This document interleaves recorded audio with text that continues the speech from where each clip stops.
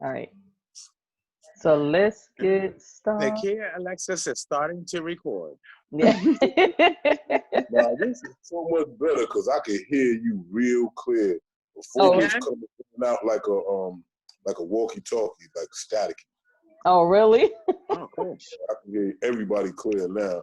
Paul, I was getting like man. So this is all good now.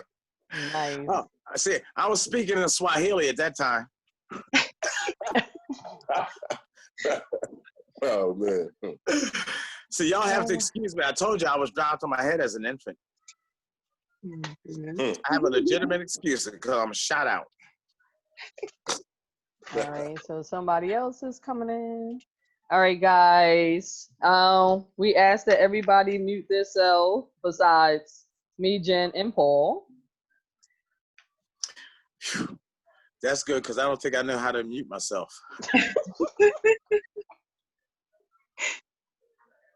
Oh my gosh.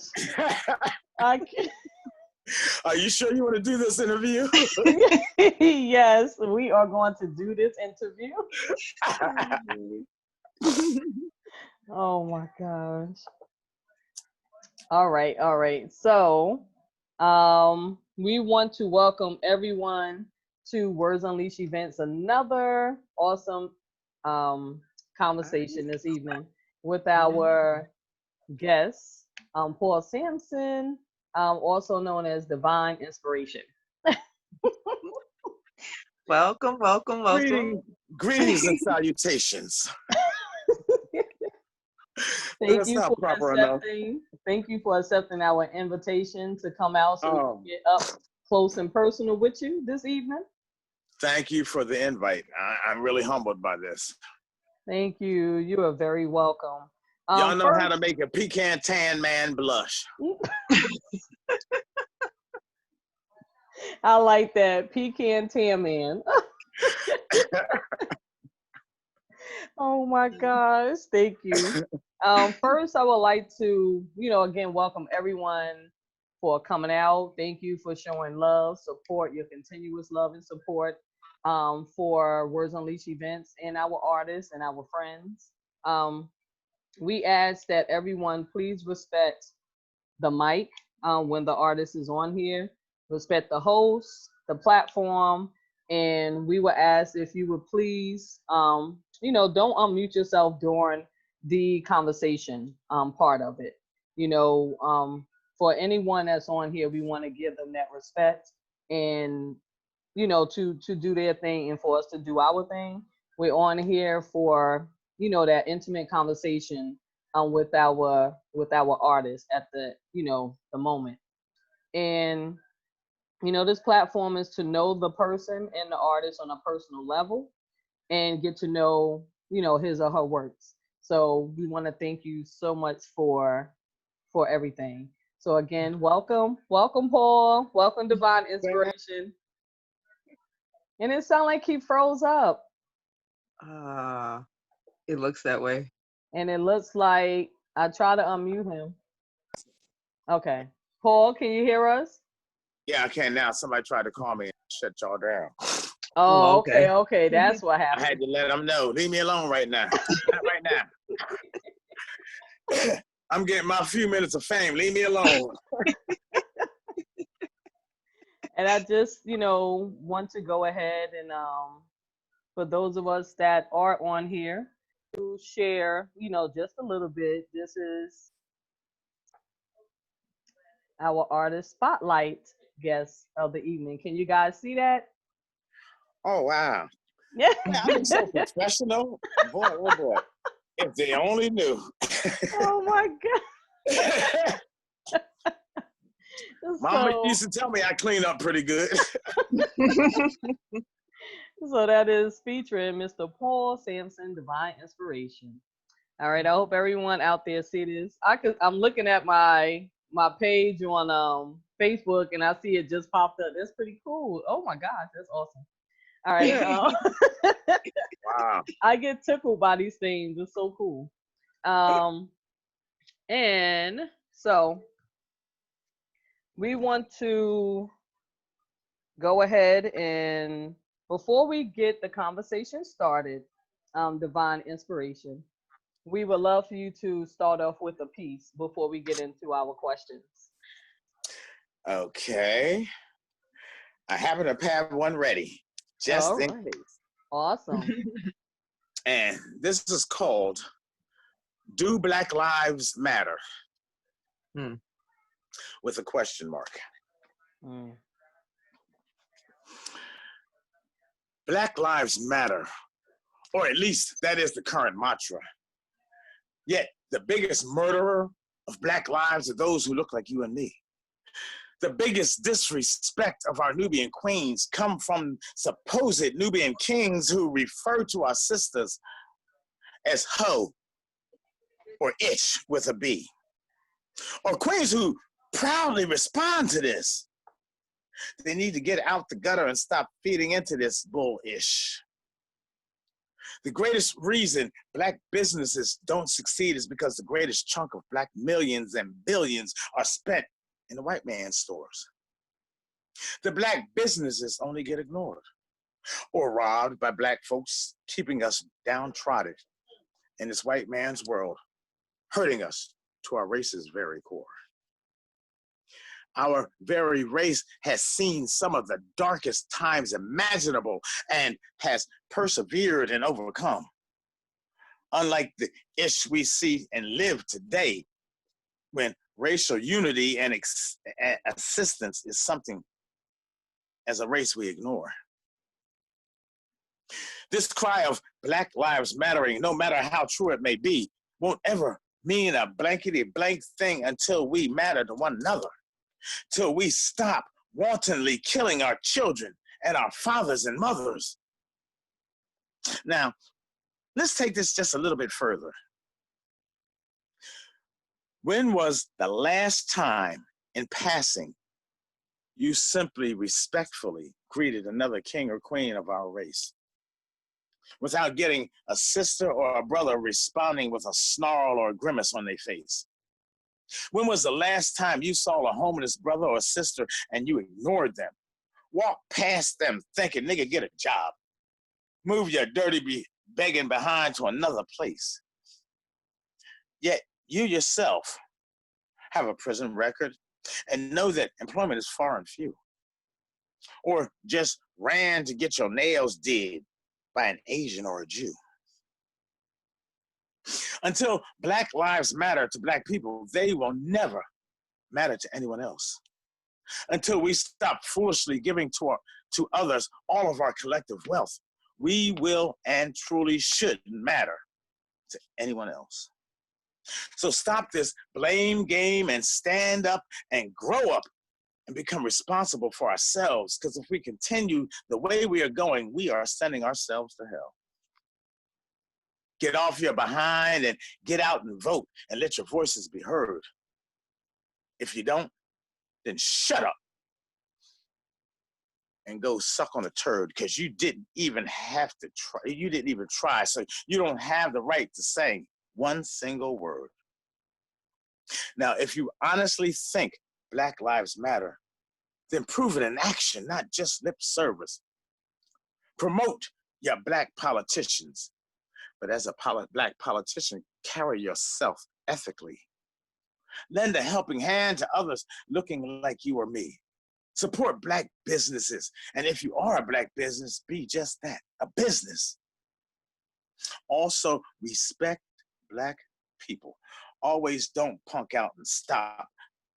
But most of all, cease and desist on killing Black people. More, I say more, than a handful of racist cops.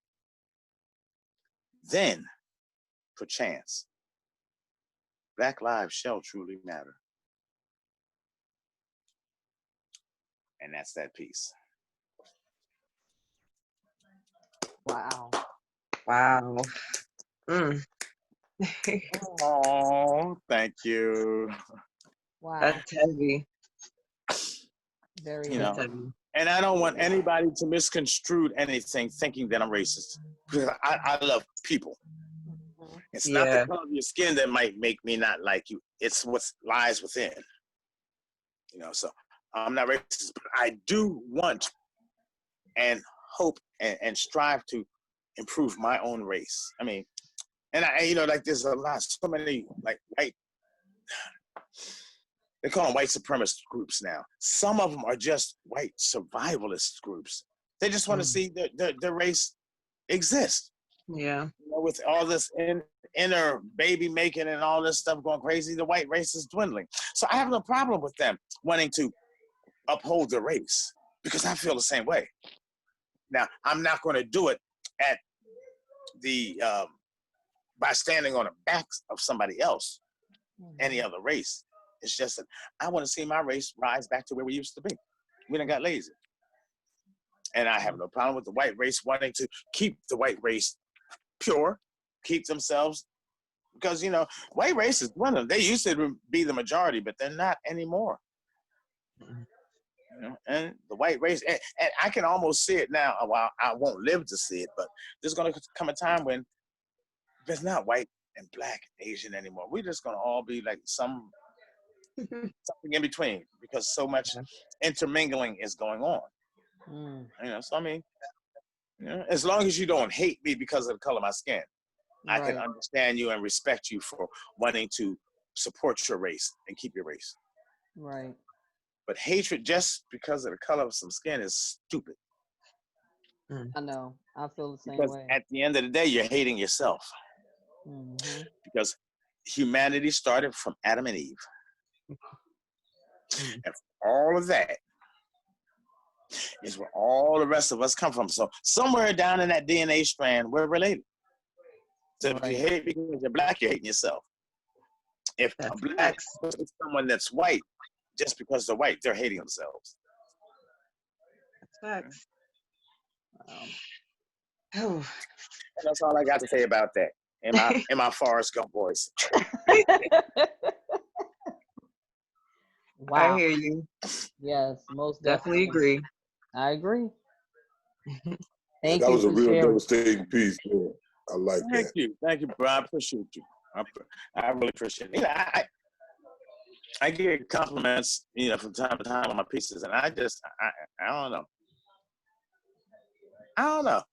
I don't see where they're all like. I mean, I enjoy writing them, and I know there are quite a few that I feel compelled to write. That I'm just being the scribe, and God's doing the writing. And some of them I look back after I've written it and say, "Oh wow, that's pretty deep." So I knew that one wasn't me. but it's humbling to feel that there's something that I'm writing is being understood and touched other people. And I think that's one of the reasons why I got hooked on poetry. This stuff is addictive. It really is. Yeah, it is. It is. Wow. Thank you for sharing that piece.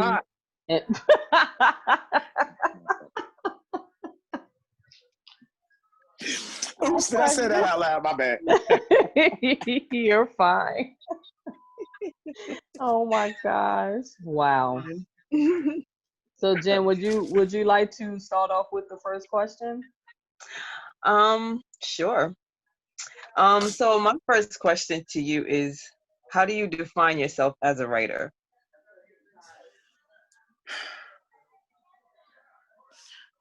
A cheater. I cheat when I write. Because every time I get ready to put my pen to the paper, I pray and I ask God to take the wheel. So I have outside help. Wow. But I don't want to lock myself into any genre per se, because I there's some programs that I call into that are doing erotica pieces. There's some that do like consciousness pieces, and then my show, The Inspiration Factory, that are all not necessarily all spiritual, but all uplifting, all encouraging pieces. But through them all, I hold tight to one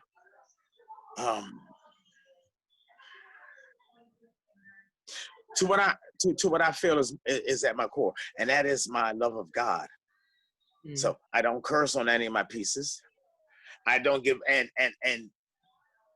somewhere throughout the piece, you'll probably hear some mention of him or some of his attributes. Even if I do an erotic piece, I did one a couple nights ago, and the girl was talking, oh, okay, Paul, we thought we was bringing you out to the dark side, and hey, you ended up taking us to church. Yeah, because like, for real, God never said your marital bed had to be boring or your sexual bed had to be boring. He just said you had to be married. So you can get freaky deaky and you can do all kind of things, just be married. So I try to, touch all of these different genres, but still stay true to who I'm trying to become. I tell people I'm Paul Sampson. I'm striving to become divine inspiration. Work in progress, And poetry helps me. It's helping me to achieve that. It really is. Wow. Thank you. Thank you so much. And I want to, right, that was an awesome answer. Thank you. Don't mind me. I'm going back and forth to my phone because I'm trying to look for any comments during the live. I started also a watch party. So you could see live video comments and the watch party comments. So I'm just keeping an eye on that too. I saw your head turning constantly. I thought you were still eating. Yeah, no, I'm done. I'm trying to send somebody to the store now for some pizza. You still want your pizza? I know, right? Oh my gosh. And Jen, that was a good question. Thank you. Well, I want to just break the ice just a little bit. Ruh-roh. What do you aim to be when you grow up? Alive. No, but that is a good question. And it's kind of hard to answer because I think I've achieved what I want to, or at least I'm on the right track to what I want to achieve by being when I grow up. I just want to be happy. I want to be someone that people that are in need know that, well, I can go to Paul and maybe vent a little bit and I don't have to worry about it being spread all over the neighborhood. Or he might even have an alternate way of thinking for me to think about. I want to be somebody that people know that if things is getting rough, you can pick up the phone anytime and just give me a call. And we right there, we're going to prayer. I want to be somebody that serves others. And that's where I get my fulfillment. I don't need no money. Just because my joy comes just from knowing that even if I didn't correct the situation, I just made it a little better for somebody or helped somebody see a way to make things better for themselves. Wow. Thank you. I like that answer. Yeah. I like that. Thanks, Dad. See, I told you I cheat. My daddy helped me with that one. Wow. So Jen, you have your next question? Yeah, I guess it can kind of bleed into your answer you just gave. Do you remember the first inspirational outcome that came from you sharing your work? Oh, yeah. Wow. A poem that I wrote, and I tell people it's my poemony. And I might even do that for you. As a matter of fact, I'm going to do that when you guys give me a chance to do another piece. It's my poemony. It was a poem and my testimony. And it's the name of it is From Crack to Christ. When I was locked up, I wrote that. And a friend of mine asked me, could he send it to a friend of his that had a truck driver's ministry? I said, sure, of course. And this man put it on his wall in his little office there. Some guy from Texas came and read the poem, asked who the author was. And I'm still in prison, mind you, at this time.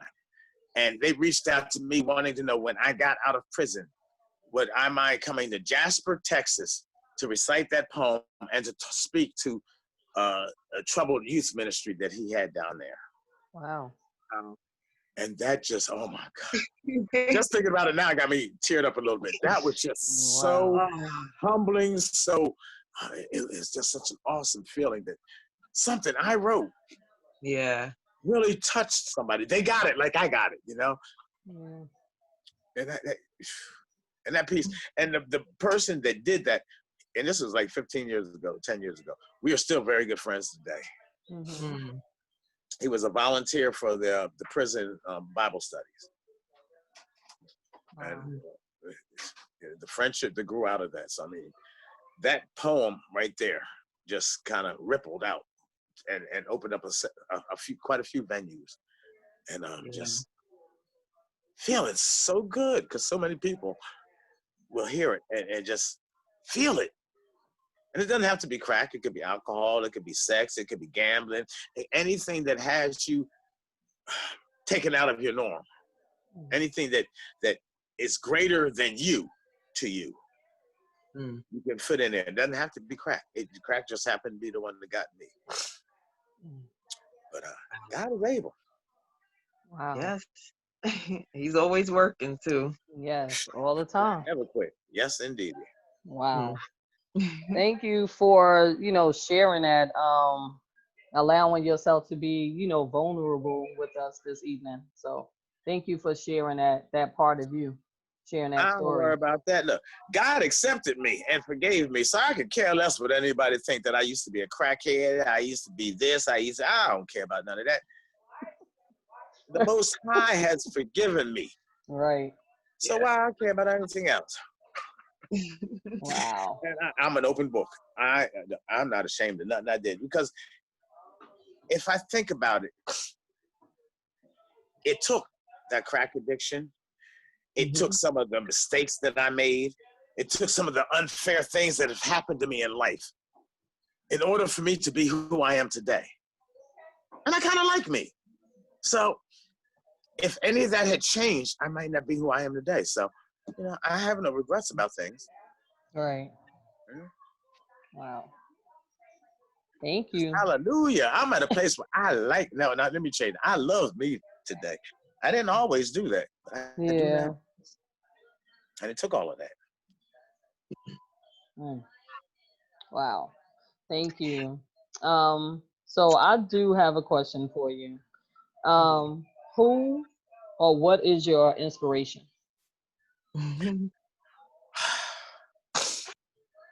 My mother was and still is my inspiration.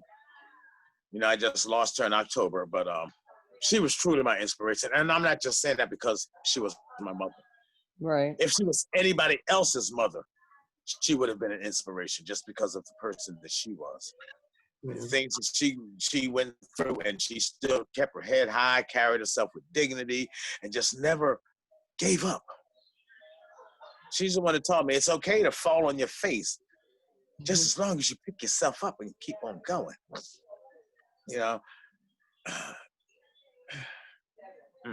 I was so blessed.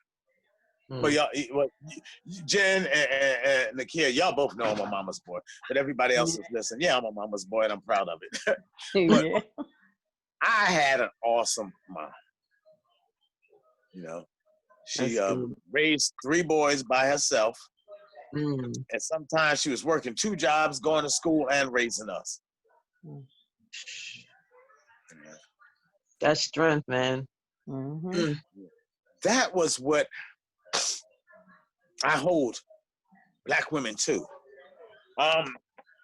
Because way back, even before my days, the Black woman is what allowed the Black man to be that strong man that he was, because he had that strong support.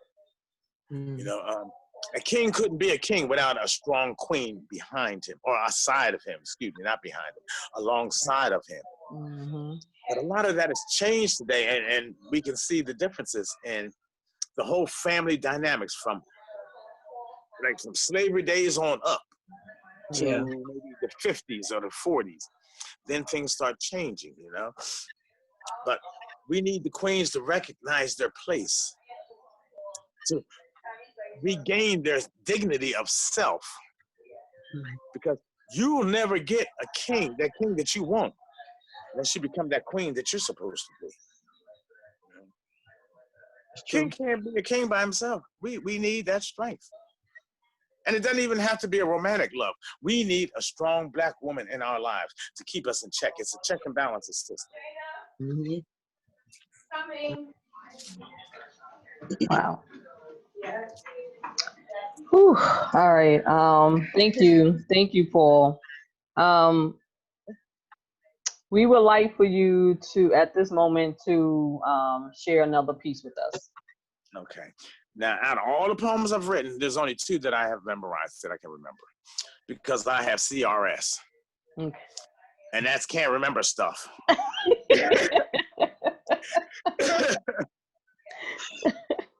But the one that I had spoken of just a little while ago, From Crack to Christ, I would like to do for you. Yes. And that's one of the 2 that I do have memorized. Okay. I used to worship a powerful God, and his image was a straight glass rod. Like a genie, he arose as I smoked. Meanwhile, my very soul he choked. No vile, disgusting, or godless thing escaped my desire to please that king. Ceaselessly, I was on my grind, about my business, of a crackhead kind. Until that day, whoo, hallelujah, until that day, the true God spoke, and he proved my God to be a joke. The omnipotent great I am spoke to me lovingly, like a lamb. He told me of a love so pure, a love that evil could not endure, a love that cost him his firstborn son, yet a love that's available to everyone. Well, this sounded too good to be, but was truly something I needed to see. So quickly, to my knees I went, and my rigid, addictive will was rent. A calmness and peace was ushered in, a newness of life free of sin. The chance to be me again, the me I once loved way back when. Oh, Father God, please read my heart. For gratitude I feel words could never impart. You freely rescued and redesigned me, making a new creation for all to see. Me, he who had scorned your name, acting as if your resurrection was a game. This low life, sin-filled piece of sod, redeemed, restored, reborn by God. From crack to Christ, praise the Almighty God, the source of my strength to break that rod. Satan, get behind me, you evil one. My life, my soul, my all belong to God and his holy Son. I can do all things through Christ who strengthens me. And peace. Wow. Wow. That's beautiful. Thank you. Thank you. Wow. Thank you. Thank you so much. That one tears me up every time I do it. So It's like y'all got me like up here making looking a like the whole testimony. Right, right. Oh. Repeat that, Jen. What you say? I said it's like making a testimony. Yeah, that's why I tell people that's my poemony. It's my testimony in a poetic form. Yeah. Because that is, that's God. And yeah, God is no respecter of persons. Mm. He doesn't have favorites. He doesn't pick and choose he will do something for. Mm-hmm. What he did for me, he will do for anybody. So I mean, if you hung up with an addiction, you're hung up with anything that's taking you out of character, take it to him. Trust and believe that he will change, and it will change. But it's not if you don't trust him and if you don't believe it's going to change. He's not going to force anything upon you. That's why he gave us that free will. So trust and believe, and you will achieve. Because our daddy is wonderful. I have someone in the live video chat, Fimo. He's actually he's an awesome guy. Fimo Mitchell, and he said, "Wow." He said, "Salute you, Paul," and then he said, "You're a strong brother." Thank you, thank you. No, I'm a punk. I just got a strong help. And let me tell you, without God in my life, I couldn't do any of the things. My mind is blown away when I sit back and just think about some of the things that I've achieved, the things that are happening with me. Because I know I can't, by myself, I'm a noodle. But when I team up with him, sheesh, I get some things done. I'm a published author. Mm-hmm. I'm coming up on 4 years on this radio show, and a year before this on another radio show. Mm-hmm. You know, I'm a chef that people are always calling out for me to come cook for them and things. And I'm a father. I've had so many achievements that I couldn't do them by myself. But I appreciate that comment though. But my strength truly comes from God. Because by myself, woo, woo, woo, woo, woo, woo. Wow. Mhm. All right, Jen. You got the mic. What's your next question, girl? Well, Paul has known us for quite some time, Yeah, and he was ever there since with y'all, us. look, ever since y'all took my virginity, I want all of y'all listening to know that these two young ladies took my virginity. Yes, And yes. that's all I For got our to say first about show, that. I would like for you to speak on that experience for us, for our first show. You know, and thank you. You are a big help. Oh. Oh my goodness. That's why you see all these platinum highlights up in my hair. You see that? My hair was completely black until I met these two.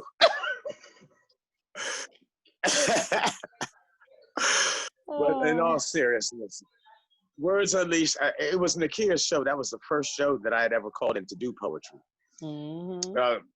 A friend of mine had told me that they had a friend that does an online radio show, and they do poetry. So they gave me the number, and that was Jay Smith.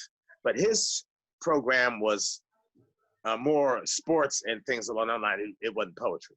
Right. But he told me, but there's Nakia Alexis, and she has a poetry show. And I forget what day it was that you did that show back then. But he told me the day and the time and everything. And I called in nervous as I don't know what, because as crazy as I sound and I act, I'm shy and I'm a nervous wreck. But anyway, I called in and I did a piece, and I was just so welcomed by you two, and the words of encouragement that I received from you two had me call back the next week, and the next week, and about a month in, Yep. they was just setting me up. I found out later, in hindsight, I think they was just setting me up, you know. And they were telling me, well, we're going to put on a poetry event. We would like you to come and join us. And me and my dumb self, before I got all the information, I agreed. And then they tell me it's in Times Square, and I almost had a conniption fit. All right. Now, I'm nervous on the phone doing this when nobody can see me. Now, I got to go out in front of people. But it was a wonderful experience, and I really, really appreciate and thank you too. I'm grateful to you for giving me that. I've done a few things publicly since then, not a whole lot because I try to shy away, but sometimes I don't have a choice. But I would have never been able to do that had you not done it. It was funny because a friend of mine gave me a book from Joyce Myers. It was called Do It Afraid. Mm-hmm. Mm-hmm. And because I told him I was going on there, and let me tell you, I every time I speak, my hands would start to shake. And I think when I was at home, I was doing a Harlem shake. But it turned out to be it was a wonderful experience. And I think it strengthened me. It gave me a little bravado. So I am forever indebted to y'all for taking my virginity. You are very welcome. Oh my God. And for some of y'all guys, listen, yeah, I had two for my first time.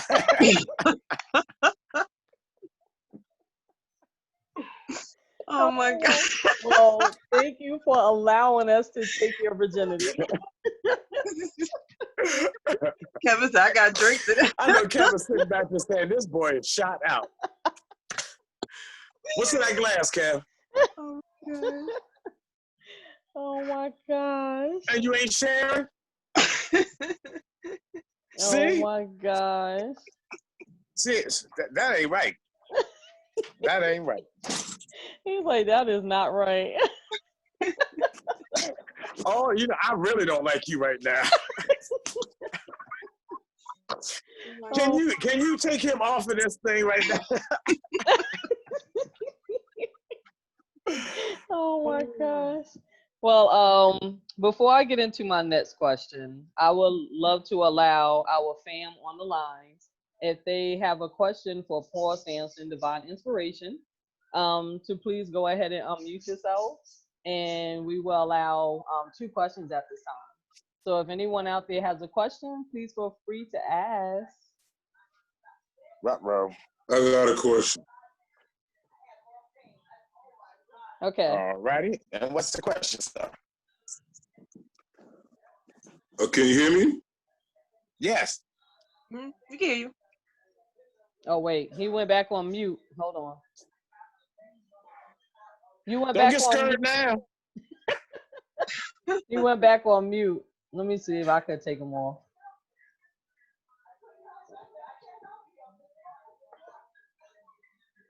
I can't. It's now. Maybe his connection got messed up. Okay, there he is. Okay, the question was, how can we acquire your book and how can we reach out to you? Okay, thank you. Well, first and foremost, who am I speaking to? I'm Paul Sampson. Who are you?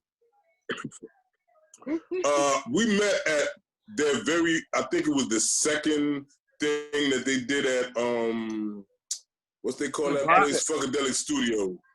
It was Oh, the okay, first that's one. I think it was the first one. Funkadelic was the first. Same The first show, yep. You met him And at it the was first the show. Rafael Hernandez Auditorium was the second one. So who is this? William Okay. Washington? I met a few great people there, so I'm not going to start calling out names. So you have me at a disadvantage. Can you, Well, my poetry name is The Gracious Poet. I don't know if you can see me on this thing here, but I never forgot you just because of the way your hair grow. You remind me of Frederick Douglass. And I remember one thing about you also, that you like to wear a suit, so I like to dress myself. All right. Well, it's good. It's good talking to you again. Now, you can always get me on Facebook under Paul Sampson, in parentheses, Divine Inspiration underneath, because there's a couple of Paul Sampsons. I didn't know there was that many of us. But yeah, I'm the one with the parentheses that says Divine Inspiration underneath. There's always a link on my page to order the book through Amazon, or you can Cash App me, and it's actually cheaper to do it through me. I only charge $15 for my books, and Amazon it's $20. Plus, this way I get to sign them, so that makes me feel a little bit better as well.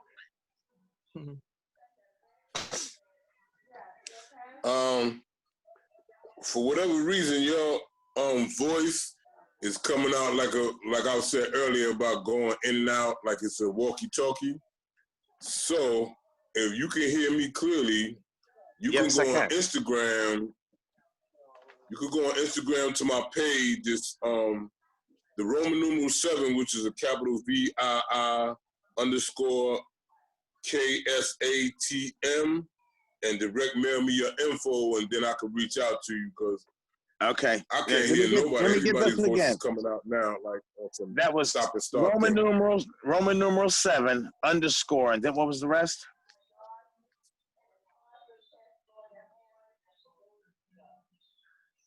He may not. If anything, I could definitely send you his information. Okay, please do. I will. So I'll make a note. I'll make a note. Did you get it? No, he didn't hear you, so I told him that I'll in and out.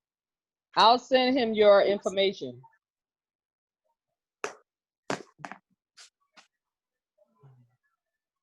And hello, Alade. Can you hear us? Yeah, I could barely hear you. Yeah, but I can hear you. Okay, so I'm gonna send him your information.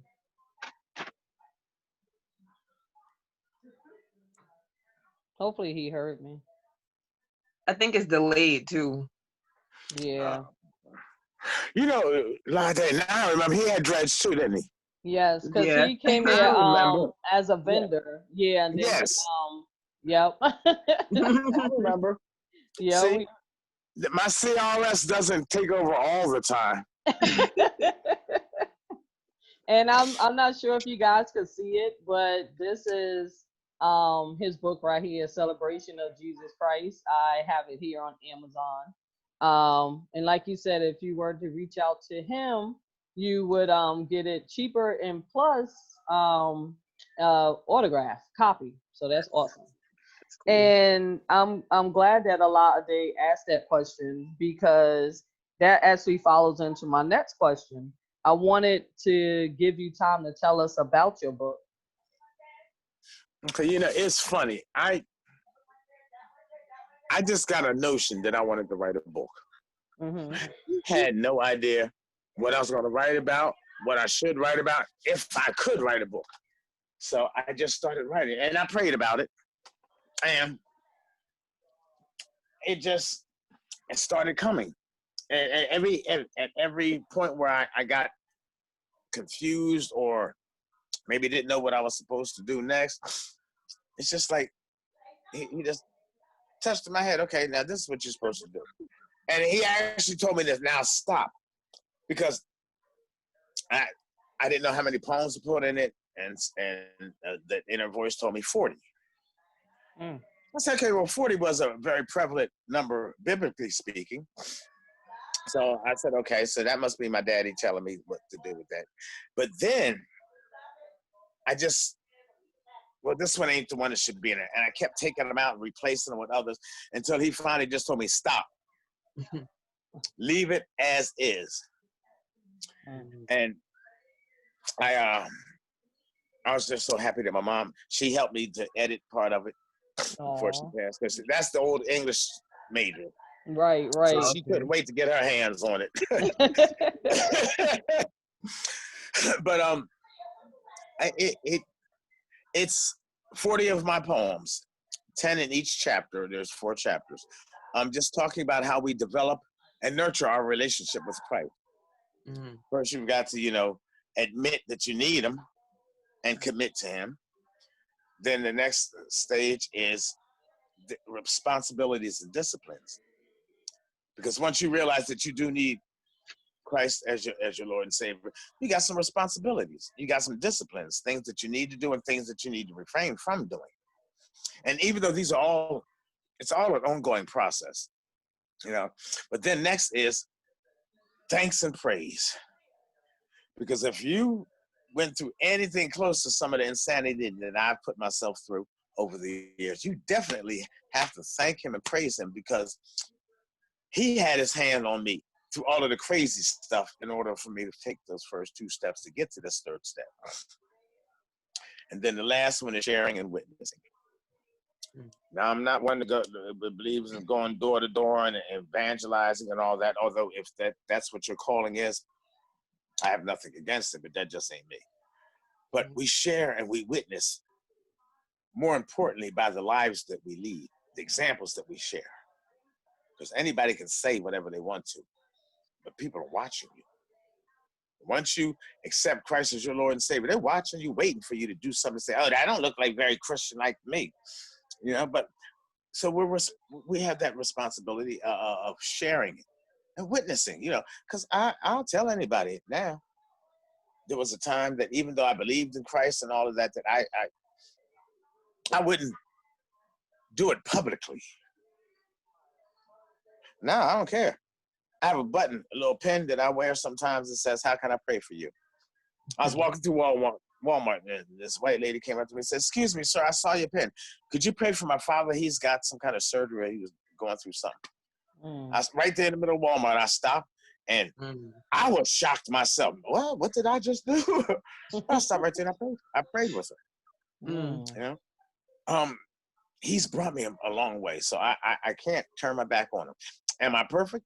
Heck no. Far from it. But none of us are. We cannot be as long as we're in this body. So, but we can always just strive to be better. Each day you just need to be just a little bit better you. Right. So there was 40 of my poems and me just running my mouth. But mom was very, very pleased with it. And if she was happy, it's all good to me. The funny thing was I didn't know how to go about publishing it. Mhm. And I was hosting one of the shows. I don't know if I was with Brother O or if I was with Epiphany at that time. Mhm. But I was telling the audience to just keep their eyes open because my book would be published soon because I was really gung-ho about getting it published finally.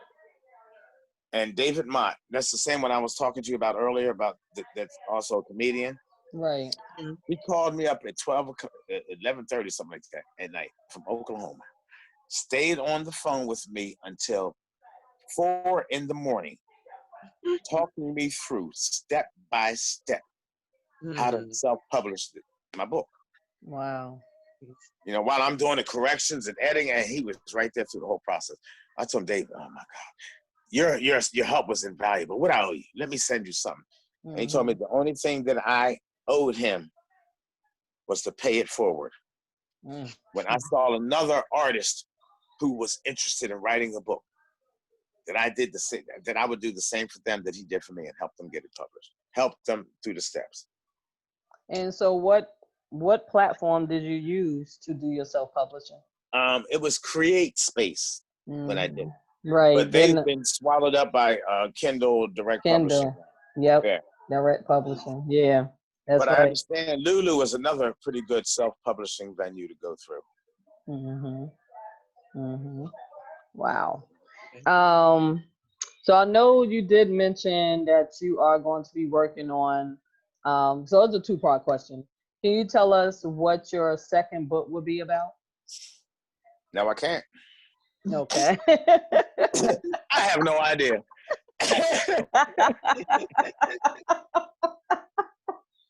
Well, I guess we need to just be looking out for it, right? I'm getting a good amount of writing in on it. Actually, I'm working on two simultaneously. Well, not simultaneously, but I got two. But there's one that I'm really making progress with. But I have no idea where it's going. Okay. I am completely curious. Wow. But that was the same with the first one. I had no idea what I was doing. I just started writing, and he was leading me and putting ideas in my head. I said, oh, that makes sense. And I started writing. So I'm as anxious as you guys are to see what this is going to turn out to be. Oh, awesome. That's awesome. I wanted to ask, Kevin, I know I could see you. Did you have a question for Paul? Yeah. Does Kevin know I'm not speaking to him? I got you. Want to pull up? Pull you up. Good. After the show. Okay. Oh my gosh. Oh no, do you have a question for him? Yeah. Would he ever start outside of poetry? Like, is the second book all poetry, or is it something like a different genre? Okay.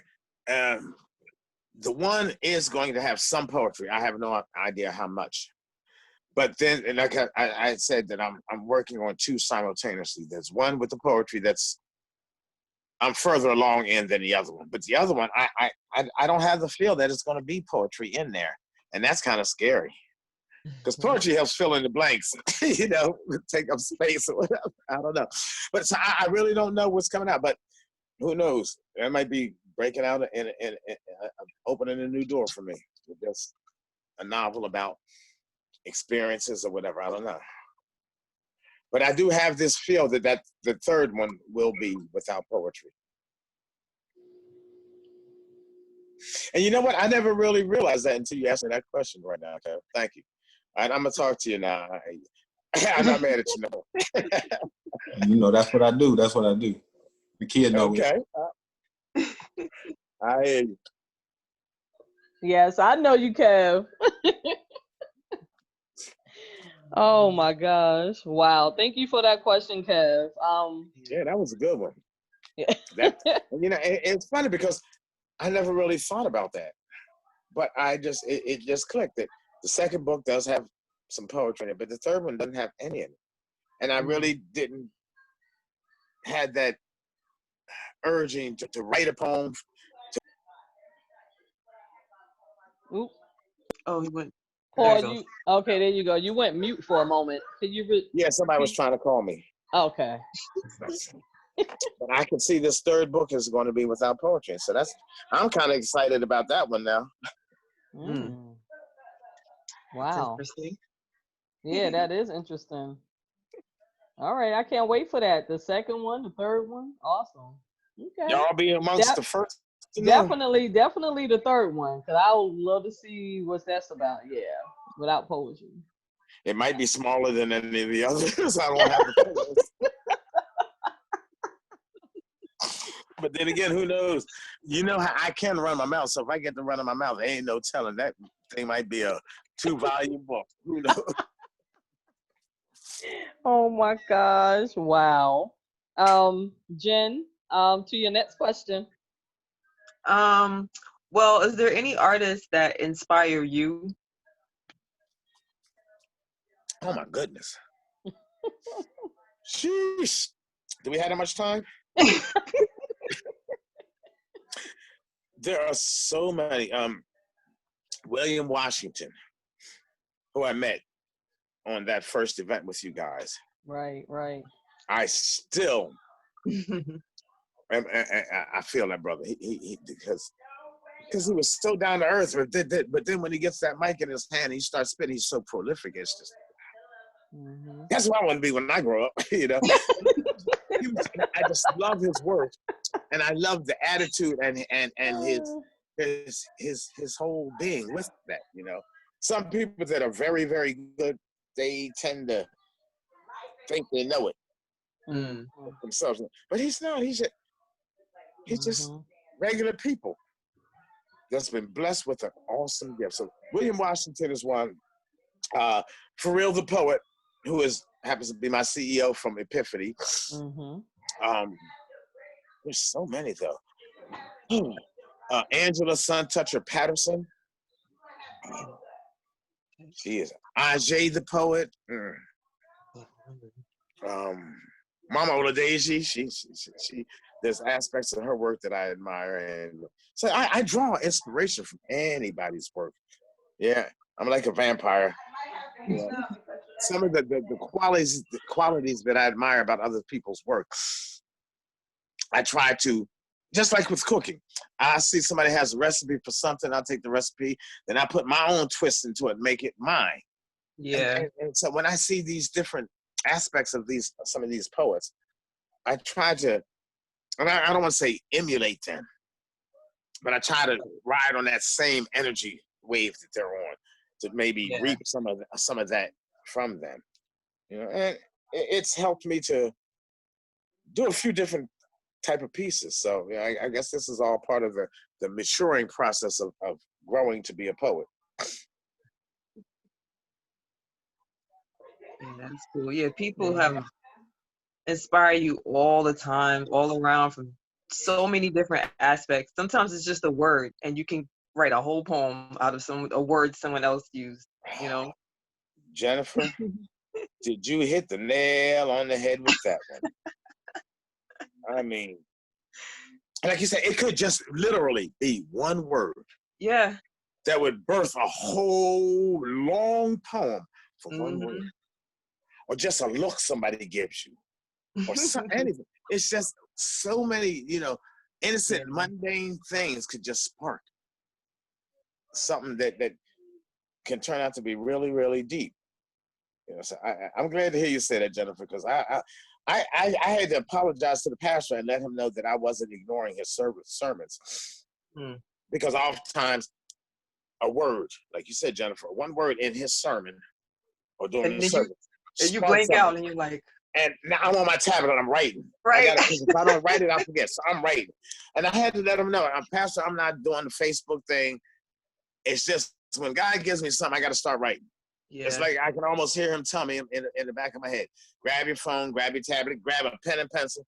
I used to have to keep it under my mattress when I was locked up because he would give me something in the middle of the night. And I would because I don't like waking up. I said, okay, I'll remember it. And wake up Right. and it's completely gone. Mm-hmm. And it felt empty. I missed out on something. So I Yeah. started sleeping with a piece of paper and a pen under my bed. And then when that hit me, I'd wake up, I'd write it down, and go right back to sleep. But then in the morning, I could recreate it. It would bring me back to that feeling and the thought process and everything.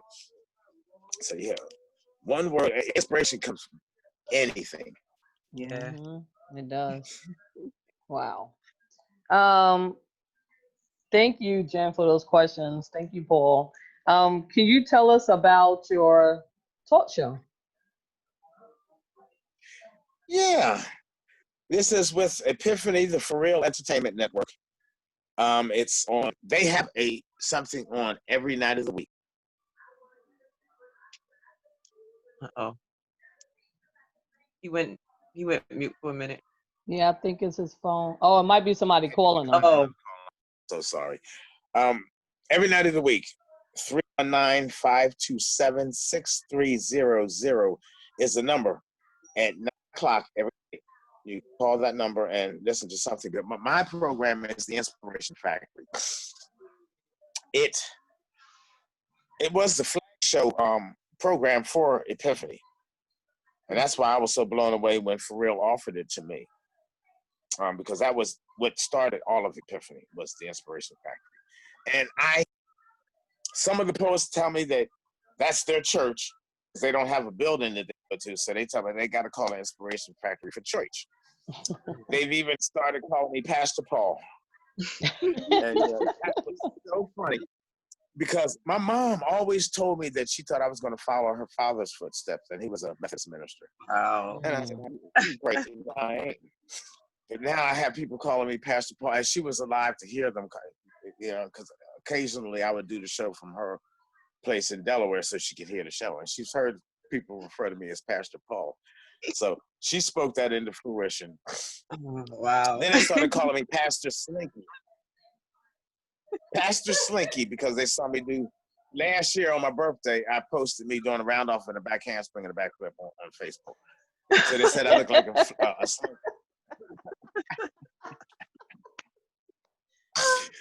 Kevin, this year in September is my last. Oh my God. I'm going to, this way, I will have the bragging rights that I want. I don't know too many people 62 years old doing backflips. So I'm going to try to do a set of alternates, which is a round off, a back. What I want to do is a round off, back handspring in a tuck.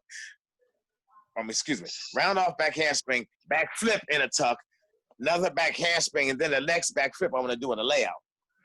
And then I will never do another one. I'm going to retire before I break my neck or something He is else. over there And cracking then up. I'm going to put a caption underneath of it that says 62 years old, still flipping out.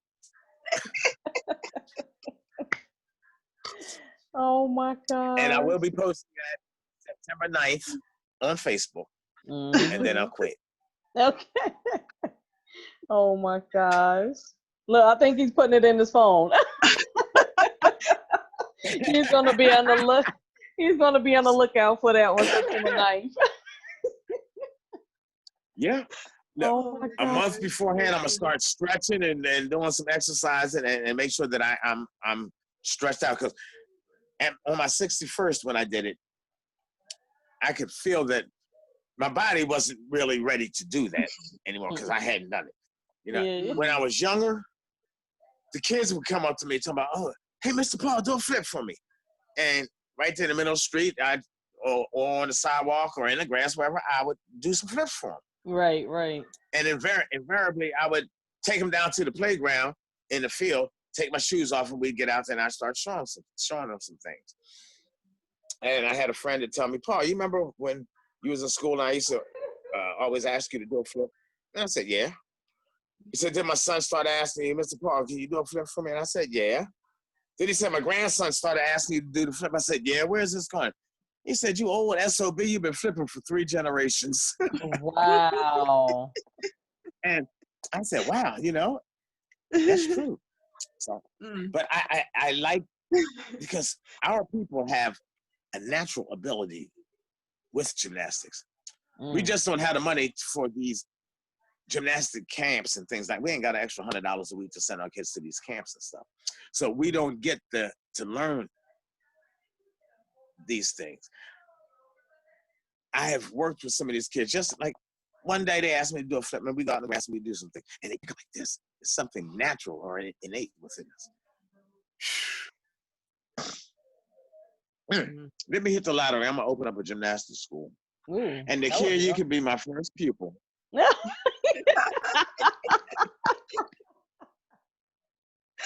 Oh, okay, Carol. I see you ready, huh? Is that Navy Federal? Nah, you do a flip at 62. You do all that you said. I would donate 100. You can. This is on thing. I give you 100. You Say start what? your camp. I'm just gonna come hold this phone right now. I'll go outside and do it right now. You do that. You do all that layout. You do that. Wait, I didn't turn 62 all yet. That. You do all that. You do all that. I give you 100 on me. I give it to you. September 9th. September 9th. You do all that. What you said. I give you 100. This is on Zoom. This is recorded. I give you 100 to start your little camp. All right. I got some witnesses. Nice. God bless you. God bless you, my brother. That is awesome. God willing, I'm going to get it done because that's something that's in my heart. I want to go out with a bang. Right. Nice. I love it. And some money. Right. And land on my feet.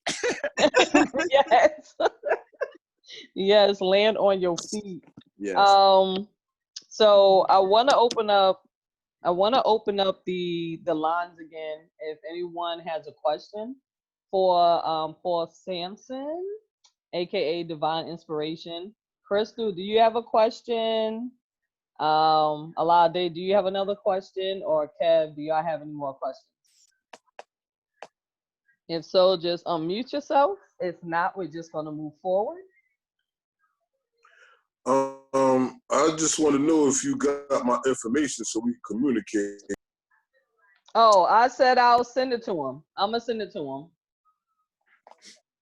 because you kept breaking up. Yeah, it keep breaking up. So I told him I'll send it to him.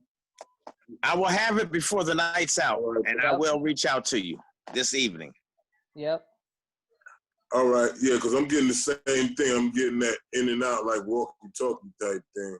Yeah, I know. Plus, you're in your sister's place, so I know. Yeah, I remember from last week we were having issues.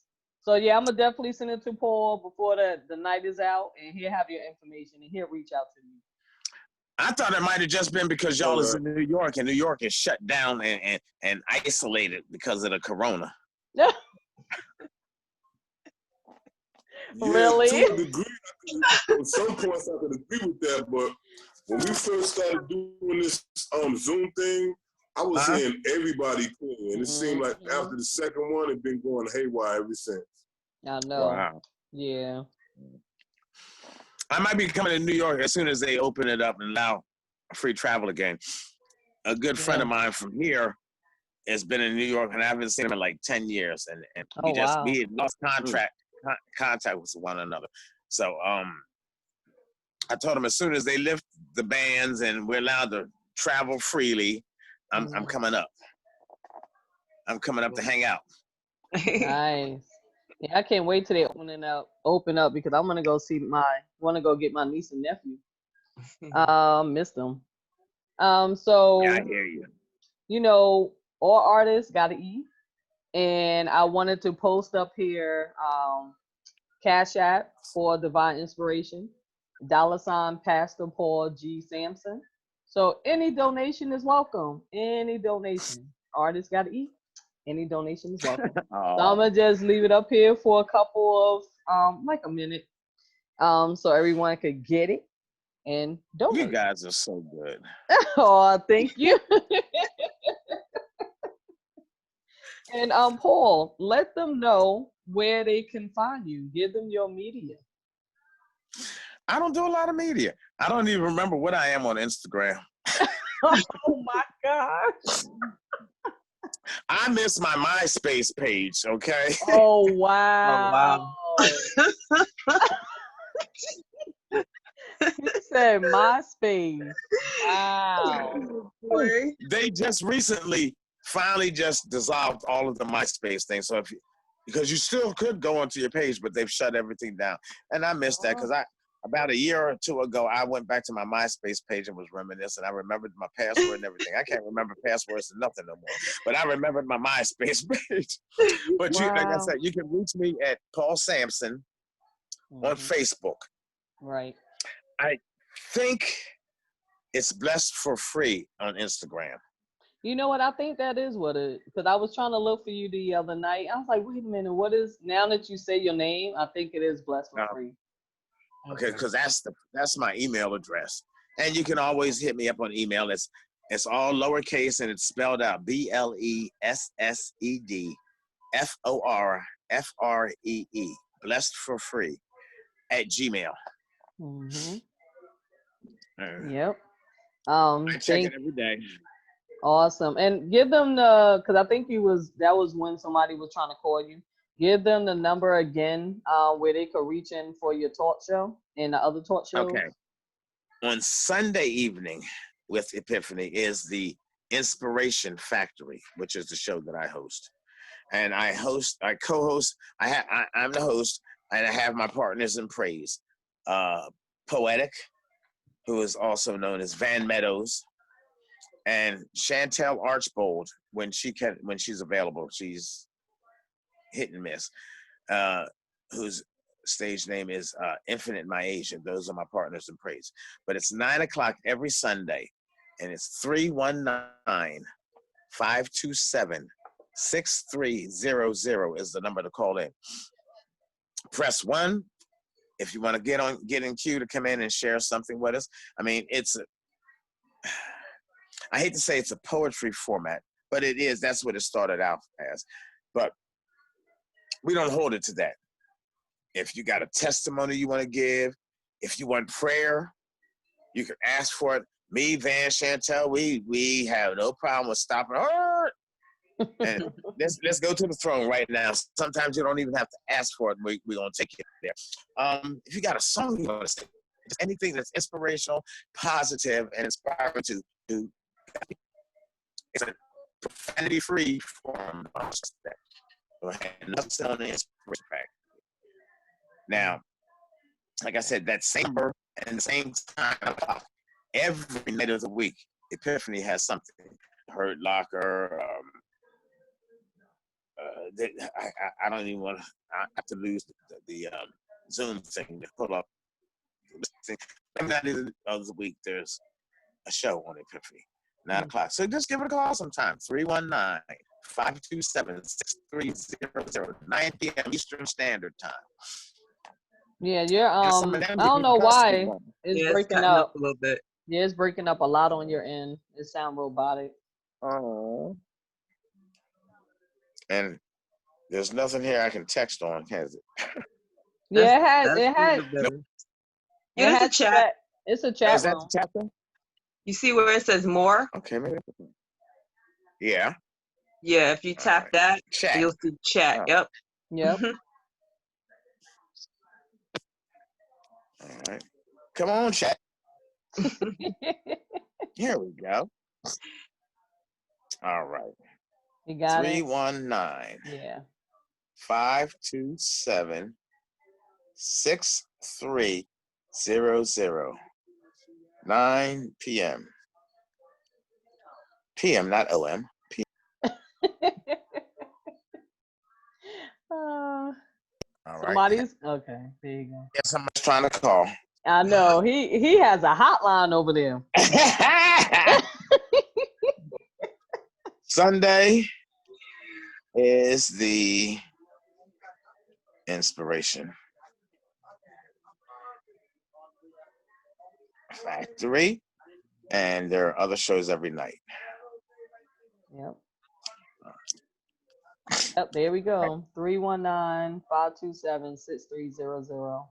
9 p.m. Eastern Standard Time. Sunday is the Inspiration Factory show, hosted by Divine Inspiration, Paul Sampson himself. Yes. Wow, this was an awesome conversation. I would love for you to share another piece with us And then we'll be closing out our conversation this evening with divine Okay. inspiration. All right, let me find one real quick. Where is? Oh, I know which one I want to do. Where are you? Where are you? Where? Here we go. This one is called Hate. Mm. I cannot and will not ever understand how this came to be. How the color of one's skin supersedes the spark of God we all have within. I will not and cannot understand how hate is taught to one's innocent child. Because it wasn't there when each baby let out their very first cry. Then somewhere during the course of their life, they were taught to hate because of the color of skin. When we all have the same spark of God within. I cannot and will not ever understand why, and the reality of it makes me want to break down and cry and scream at the top of my lungs. Why, God, why? Can't these hate mongers see the harm that hatred brings? Can't they see the collateral damage of their hate? Do they not care? Does it not matter to them? They damage their own children as well. Don't they recognize that hatred is one of the greatest weapons of hell? The saddest part is that we each have a greater weapon at hand. We have the ability to rise above the hatred infecting man. We each carry the love and the power to love given by the great I am. And until we allow the love of God within each of us, the power to rise above all this hatred and racist stuff, until we see and believe that the God within is more than enough, until we each just see who is inside and realize that is what makes us who we are. The covering on the outside is just that, clothing for the heart. And until we do this, racial divide will forever keep us apart. Divided we stand, and united we fall. This hatred and division will be the death of us all. And that's that piece. Ooh, Wow. so true. Mm-hmm. Heartfelt. That was deep. I felt I had to do that one because the first one I did was Black Lives Matter. And like I was saying, that I'm not a racist. I love my race. Yes, I do. Mm-hmm. But this racial ambiguity in this country, and I don't even want to start talking about Agent Orange and the racial disparities.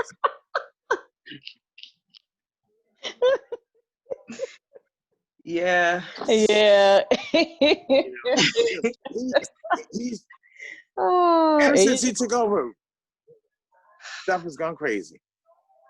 You know, Donald Dump is he's special, but I pray for him. Mm. You know, the Right. Bible tells us we have to pray for our enemy, Yeah. Mhm. so I pray for him. Whew. But we Yeah. gotta stop. We all breathe the same way. We bleed the same way. We love Yeah, the we. same way. Yep. So why let something? Because nobody's skin color is the same. We all got different hues. Mm-hmm. You know, some lighter, paler, fairer, some darker, richer. But it's just, if we were all It's a vessel. blank white, this would be a boring world. Right. Yeah. Varieties of skin color that make things interesting. And this, and I heard somebody say the vessel. This is nothing but the house that the true person resides in. When you get past that color and see what's inside a person, because I know there's some people of my same complexion that I can't stand because they low lifes. Mhm. I don't hate them, but I hate their actions and ways they do. And I know some people of other complexions and ethnicities that I have the utmost respect and love for because it's the Mhm. heart, it's Right. the soul, it's the spirit of that person that I'm looking for. I could care less. And look, unless I got my glasses on, you might be a blur anyway. So the color means nothing. Oh. You know, we Oh, have to boy. go back to the heart of the matter. Because Mm. humanity is a beautiful thing, and we limit ourselves. Yes, You're we do. robbing yourself if you hate people just because of the color of their skin. Mm. Just, let it Right. Yeah. go. It Whew. just it It's just no longer always baffled politically me. correct. Always baffled me. It's like we're in this together and we all play a part. And it's like you never know what you're killing off or delaying by moving a part that you didn't even place there in the first place. You don't have that right. I just don't understand. I just don't understand. But you know, Jennifer, there's a few things that are just like that I don't understand. I've come to realize it's a good thing that I don't understand it. Mm. Yeah. Because if I understood it, then that means I may be like-minded with those people that I don't want to understand. So Mm. not understanding it and can't understand it, it's a good thing. Wow. Whew. Thank you. Oh wow. Mm. You know, I know Paul, you do have to leave us. I think it's getting dark. Because we usually follow it with open mic. After the conversation. And we're gonna see if anyone on here would like to what, Kevin, is light out there? So what? I don't care. I don't care. It's still light in yeah, because you're still in Cali, right, Kev? Yeah, because Crystal live in Cali too, so I really don't care. Uh, so when we're light, you're dark. So Stop hating. Stop hating. oh oh wow, we lost Alade and oh no, Alade came back. Oh, he's still there. Okay, I don't see Paul on Oh, mine. we lost Paul. Yeah, because you Mm. seen he was freezing up and then you couldn't see him. Yeah. Yeah, so maybe he'll try to call back. I know he said that he wanted to go check on the pool that he was doing today. But we had such an awesome conversation. He just got like lost in the conversation. Yeah, Um, that was good. yeah, I enjoyed this conversation as well. So hopefully he will get back in, and I hope we all have the chance to get to know more about Paul Sampson, Divine Inspiration. I love doing this because we get to know a little bit more about a person Mm. and about who they are, what they do, why they do what they do. And it's a chance, because sometimes it's hard to be vulnerable. However, but being as writers, you're vulnerable a lot of the time. Um, so I want to thank him, for coming out and being very like he was openly like vulnerable with us. And I appreciate that about him. So we're gonna see if he come back in. And in the meantime, is there anyone on here that would like to share a piece? Kev?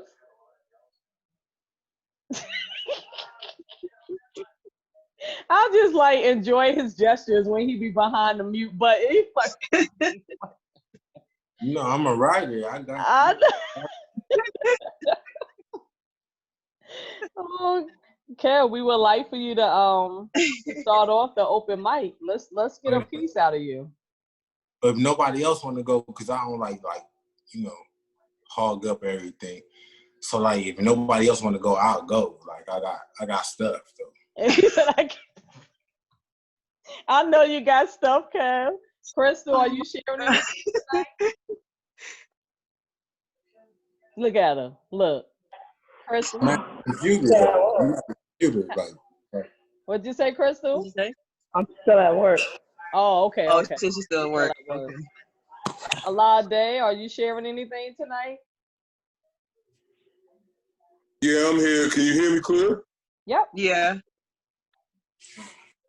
Can you hear us clearly? I got a little short piece which I'm really building on, but this is just the foundation of it. Okay. And it's called What Do You Believe?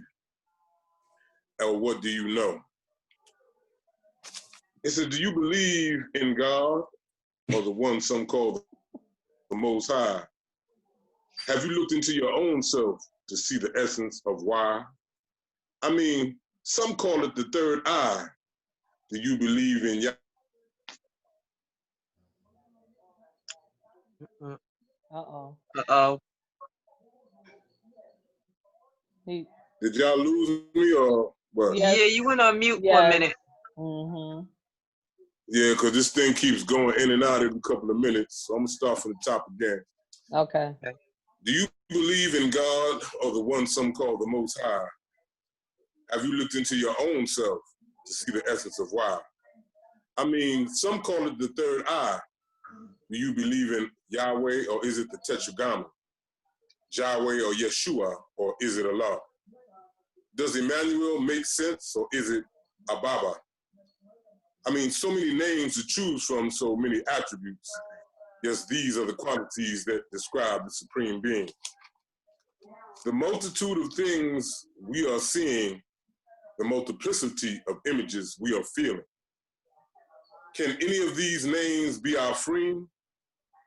Many say it is the falseness. Many say it is the falseness of what we are believing. Can we outcome this trap?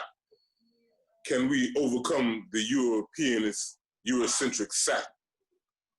I mean, let's take the salt off our shoulder and let's look into the African reality of where we are at. Do you see yourself as an African or is it something else? Do you see your own reality and the nature that is on your nature's shelf? I mean, what do you believe? What do you see? It's a lot. Mm. Wow. And there's some more to this, but I'm still working on it. Nice. Snap, snap, snaps. Up and down, all around. Thank you, Alade. Thank you, the gracious poet. You're welcome. You're welcome. Thank you. Yeah, All this right. is gonna be a long piece when I finish it. It's gonna Nice. be what they call an epic poem. Love it. Okay. Love it. And that's actually what I'm used to getting from you, though. A lot of long poems. Mm-hmm. Pretty cool, like mini short stories. All right, Kev, let's see what you got. Oh, okay. Primordial on this earth. I've been around since time immemorial. I was created in the image of the Elohim since sacred dirt. I'm a king by birth, appointed ruler of the Garden of Eden, but now lost to antiquity. It would seem that a vanishing kingdom has become my legacy. Exile, diasporic royalty holding the land. The Pillowstone should be my claim to United Kingdoms and distant lands. But currently residing in kleptomania, slave driving hands, I've become less than great. As some might say, 3/5 of a man, but on my own too, over time I've relearned to stand, use my third and the scientific process to foresee a solution. Welcome to the missing link to end oppression, evolution. And that's that piece. Mm-hmm. That was nice. Yeah. Nice. Up and down. Can you see that? Okay. Wow. I like that. I like that too. Yeah. Wow. I like it. I like it. All right. So we know Crystal, she's at work. Even if she wasn't, she wouldn't share nothing. All right, Jen, you have a piece for us? I have a small piece I'll do for you guys. Okay. And it's called Home. Okay. Nice. I'm at home with you in my hand. We travel to beautiful worlds of love, joy, and pain. You give me understanding. You give me release. You give me peace in a world of chaos. You shelter me and comfort me. You are the light through this mind of darkness. No one can ever take your place or will ever know me better. You are the reason I exist. You are my gift and can be the medicine that heals someone's soul, if allowed. I respect your power and embrace the beauty you give life to. Thank you for allowing me to live, love, cry, laugh, vent, do you. My pen. Ooh, okay. Wait, hold on. All right, there we go. I'm trying to see in the camera. All right. That piece was titled Home. Wow. Welcome to our guest that just came in. Not too sure of your name. It just says iPhone. But I do see you out there. Maybe it is Kiss the Poet. I'm not sure. I'm sorry if I messed it up, but I know you messaged me a couple times. So I'm thinking it may be you. Is that you? Who is that on iPhone? Yes, yes. Kiss the Poet. I'm trying to figure out how to change my name. How y'all doing? Oh, Good. How are you? All right, all right. Thanks for having me. Sorry I'm late. No, it's no problem. You missed an thanks for awesome coming. conversation with our artist Spotlight. Right now we Spotlight, where are. you at, Spotlight? Oh, he got lost. Oh man. We went towards the end of it, and he started having difficulties with his Wi-Fi. So Yeah. we're hoping Okay. he come back. So pretty much Well, we were done, but we had like a few more things to say. But right now we're on our open mic portion of it. all right, cool. Well, Jennifer, I heard the last little bit of yours, and I thought it was lovely.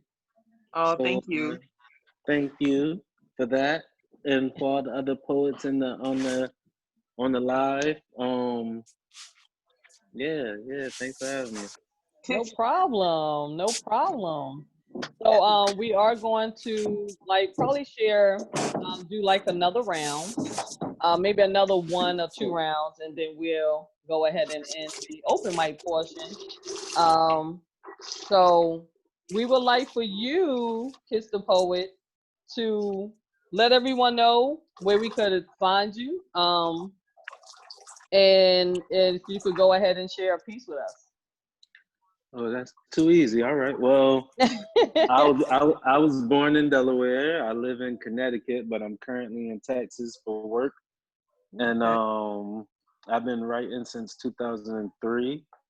A lot of my work is really old. My name is Kiss. My stage name is Kiss, but K-I-S. Keep it simple.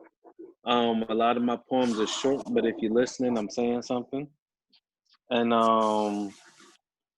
I'm not sure what's the atmosphere like. I don't want to come in and do anything raunchy or No, not it's cool. open. You Oh, it whatever is you like. open. It's open. Okay. All right. So right now I'm in a place of healing. These Mm, last 3 years I've been through a lot. mm, Um and I mean long-term relationship breakup, homelessness. Um I was a womanizer for a while due to my own sadness and insecurities. And mm. this piece right here is called The Confession Homicide. Wow. So yeah, I'm gonna go into it. I said I didn't know she was fucking. I didn't know how bad I was hurt, and I didn't know I was struggling. Mentally unfocused and heartbroken. Almost every woman that I smiled at, that smiled back, I was fucking, from lunch ladies to Beaumont nurses and back page women. Even had a few wives that I shouldn't have. But this is my truth. Every day I was hunting, looking for something I don't know. It's just something about that known unknown that keeps me coming. It's like I know that I could fuck you, but not knowing you was perfect. I wish I didn't know you. I didn't know I didn't love her. I didn't know I didn't love her until I thought of hurting her. I didn't know how much I didn't love her until I wanted to hurt her. Wanted to force her to make love to him. So I could watch her make love to him in a way that she didn't make love to me. So I could hear her cry out his name passionately in a way that was pleasing to me. Then snatch the soul right out of him in front of her so I could then hear her cry out his name differently in a way that was pleasing to me. And then I would be satisfied. And that's that piece. Wow. Wow. Yes, thank you. Snap on that. Snap on that. Right. Jeez. Appreciate it. Appreciate it. But I was Wow. in a long-term relationship that went south real bad on one of my deployments. Mm. And when I came home, nothing was like I thought it was gonna be. And I went crazy. I stumbled upon a dark side of myself that I actually started to like until I realized I didn't like who I was becoming. And I'm no longer in that headspace. And that's what came out of that period of hurt. Wow. Thank you for sharing. Yes. Like that's vulnerable part of yourself you shared. A Oh story. yeah. So wow. Yeah, so all my poems are that way. 99% of my poems are about me, Mhm. something I lived through or currently going through. Mhm. I have no education behind my writing. It's just I write what I feel or what inspires me. Mm. Right. Wow. And I actually came across Kiss the Poet. It was actually because me and Jim been going like kind of hard on Instagram Live.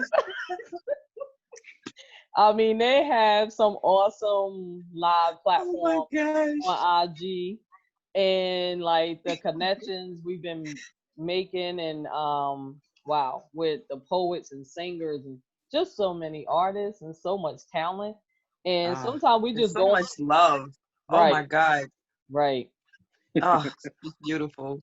It is. It really is. So it's Mhm. like, it'll just pop up and say, "Oh, this person's going live," or this person, and like I came across Kiss the Poet, and I missed him, and I was like, okay, well, actually, it was on I think it was on I think it was on I Am the Famous live or one of them, but he didn't perform. But then I was supposed to catch him the next live, and I wasn't available. Like it'd been like back and forth, and he's like, "Come out!" I'm like, okay, and I was trying to, and then I already missed him, so we've been messaging and stuff. And then I was like, okay, see if you could come out tonight.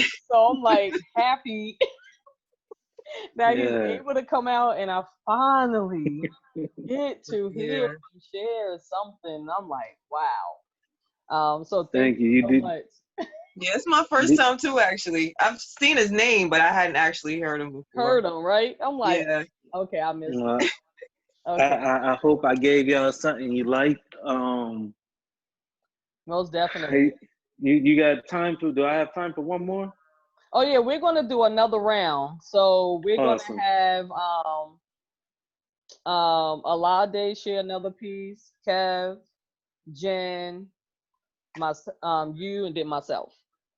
Awesome. I'm in here. I'm ready. All right, great.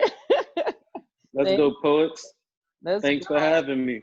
No problem. Thanks for coming out. Alade, you Yeah. ready to share something else?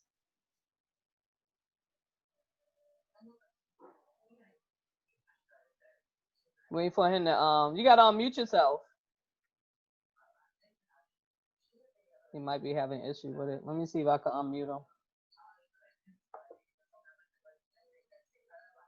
There he Okay, goes. there we go. Talking to me?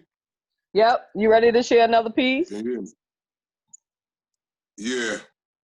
All right, let's do this. Um,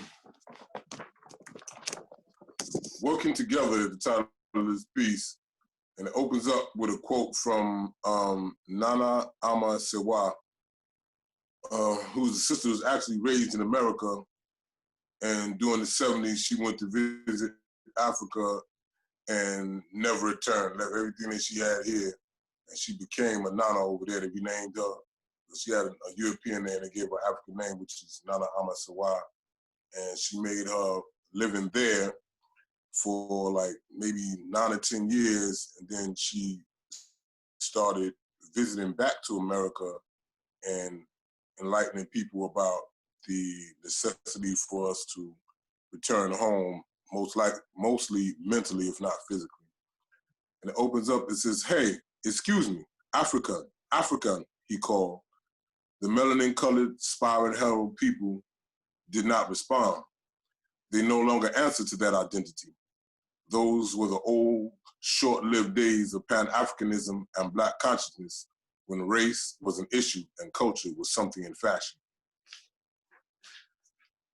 Let us work together for one common cause. Let us love one another without reason or without pause. Let us recognize the seasons that give us the reality of who we are.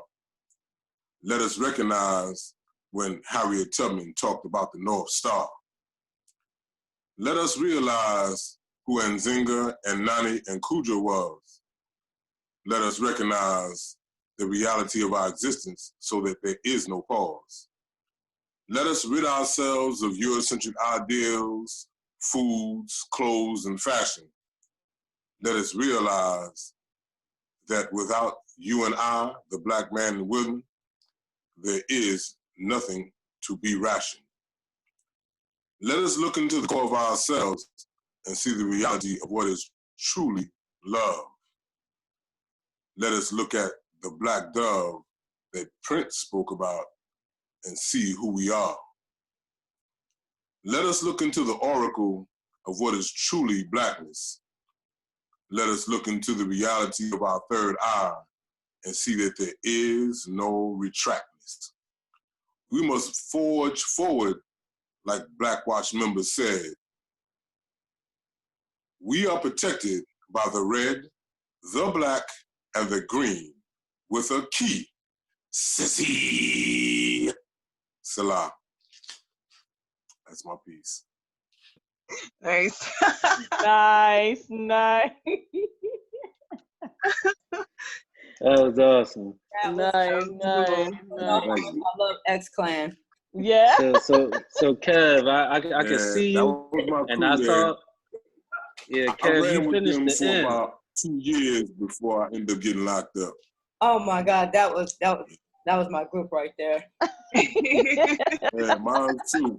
And actually, the only surviving member, well, actually, there's 2 surviving members. That's Brother Jay and Paradise.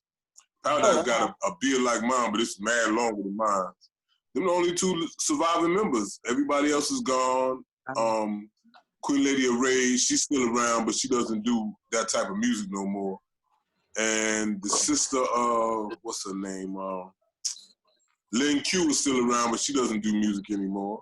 So it's like maybe 5 surviving members. The rest of them is dead. That's crazy. It seems like to me, like at the height of their popularity, it's like they started dying off for one reason or another, and most of them was died off by diseases because none of them dealt with drugs or Baathism or nothing. To me, I looked at it as some type of some people would call it conspiracy, but those brothers and sisters died way too young. They wasn't even in their 30s when they died. Oh wow. Yeah. And Brother Jay, he still does music. If you go on Facebook, you can see Brother Jay, and you go on like the music sites, you see his music. But it's like, it seems like all the brothers and sisters that's still doing conscious music, they won't highlight them, the powers that be, as they say, people who control the music industry. And I fault the DJs that supposed to be for us for that. These DJ Easy, Sus Ones and all them, they know what's going on, but they work for the enemy, so they're not gonna, take no bread out of their pocket. So they don't support the artists like Talib Kweli, who's still around, Mos Def, and all these cats. And as we know, during the 90s, those are the prominent acts, Public Enemy, Black Star, and all them. And when the agenda changed on the music format, that's when the Europeans stopped promoting it. And these guys still do concerts around the world, still have their own independent radio shows and all that. But if you don't look for this type of music, you think it don't even exist no more. Yeah. So, you know, that's why, and to a large degree, I support Words Unleashed, because y'all basically doing the underground work that everybody else is scared to do. Wow, thank you. Wow. Indeed. I'll just be, wow, when we hear things like that, it's, oh man. Yeah. That's dope. Thank you. Wow. It's so humbling. I know, it really is humbling. I'm like, I don't even be knowing what to say when, you know, we get like compliments or it's like, oh, you know, like, wow. Like, I don't know what to say. But I feel it like all in here, like, oh man. Thank you, Alade. I just changed up the list a little bit, so we're still gonna have Kev go. I didn't go the last time, so I'll go, and then we'll have Kiss the Poet and then Jen. Good with you guys? Okay. Cool. All right. So Kev, we're ready for you. All right. But first, though, like, Kiss the Poet. Yes, sir. You said deployment, though, right? You Yes, Army? sir. Yes, sir. My 101st. 10th year anniversary, June 4th. 101st, though. 3rd to Thank you 508. thank you for your service. You too, bruh. For sure. Wow. This one's called Who Taught You to Hate You, though? Who taught you to hate you? So much so that the ether nine of your hair gets bleached and relaxed out so that you appear more American every time that you step out. Who taught you to hate you? And the color of your skin, which is rich with an influx of melanin, which connects you to the universe. So much that when the sun touches your skin, you get darker to protect the valuable jewels that lies within you. Who taught you to hate you? And the thickness of your nose, which is the air intake valve of the human body. It's a scientific fact, the more oxygen you're able to take in and funnel into the lungs, the faster it is the body is able to run. So who taught you to hate you? And the thickness of your lips, which are important when articulating sound and seeing how we've been communicating before a lot of these other races even been around. It's only natural that our lips are more developed and theirs less profound. Who taught you to hate you? Couldn't have been anyone that looks like you, but rather someone that understands the secrets hidden behind the intricate design and knows that 4/5 of the world is dark and 1/5 is not. Through propaganda, got the 4/5 the majority to disassociate themselves and break up into ignorant individual racial cells.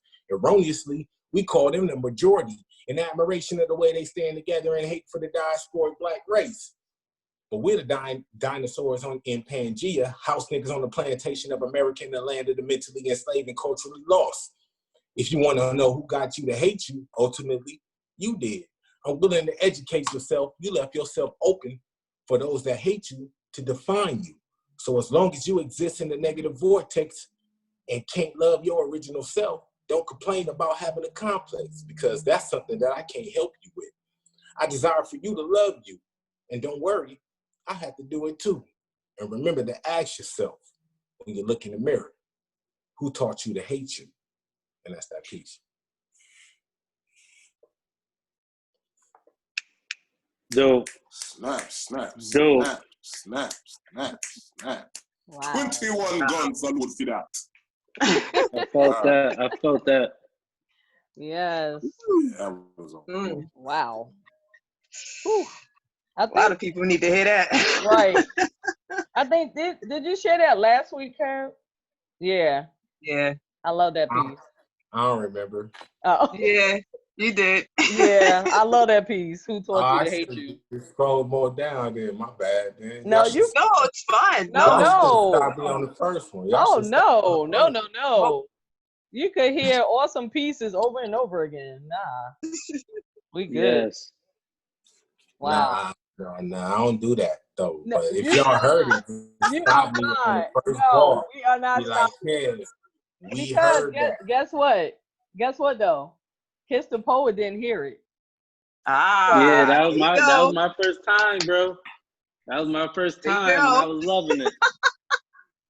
My first time. Yeah, no doubt, no doubt, Got you, Kev. All right. no doubt, no doubt. But next time, if y'all heard it, stop me and say, Ken, I heard that. Okay, And I'll go on to Kev. the next. All right. Can't make any promises. I know, right? Because if we want to hear it again, we're going to hear it again. That's right. All right. I'm gonna go ahead, and it's a short piece. And I believe this is the first time that I've shared this piece. I think I could still work a little bit on it. But here we go. This is titled Giving You Pieces of Me, Part 1. As the nights fall into our good nights and begins with our good morning prayers, with the overflow of kisses that flowed from our midnight playfulness, oh, my babe, in all of his flair. I want to share my mornings, afternoons, and nights with you, while the seconds turn into minutes and minutes turn into hours, with you by my side, giving you pieces of me. That's my piece. I like it. You don't need to add any more. Oh, thank Like, you. like seriously, sometimes I feel like a lot more said with less words. And I feel like a lot of people try to put so much into a piece it takes away from it. That That's right true. there, what I heard right there is, I love you and the time we spend together. And Yep. that's enough. Oh, thank you. Thank you so much. So you get snaps for that. Cool. Thank you. I appreciate it. Thank you so much.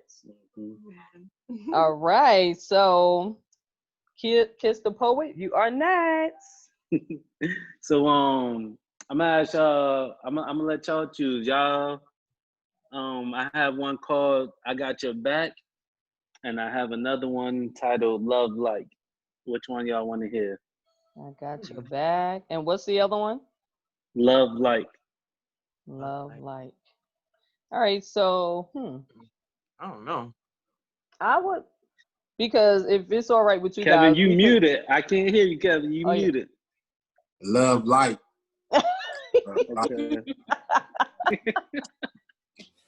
And if it's okay with you guys, because we're gonna do, if it's all right with y'all, let's do one more round, and that way we could hear that other piece. Yeah, we can get both. All right, cool. So which one y'all want to hear first? Kevin, Kiss that Love Like. Love You do like. the love like first. Love All like. right. So I was watching Def Poetry Jam one night, and there's a poet named Shihan. Oh man, I missed And that show. he had a poem where he was saying all these different ways how he wanted to love his woman, and it inspired this piece. So I said I want you because I'm in love. I'm in love with your love because in your love you make me want to love better.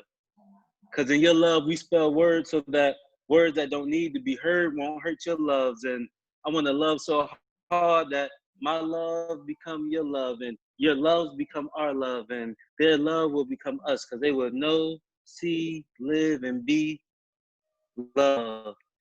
I want a childhood love like ice cream and Barbie dolls every Friday kind of love. I want to watch you sleep so I can talk, pray, and sing to you kind of love. I want to love nothing like your first kiss kind of love. Because when we kiss, there'll be closed eyes and fireworks love instead of let me sneak this kiss in the elevator type love. I want to go on trips love.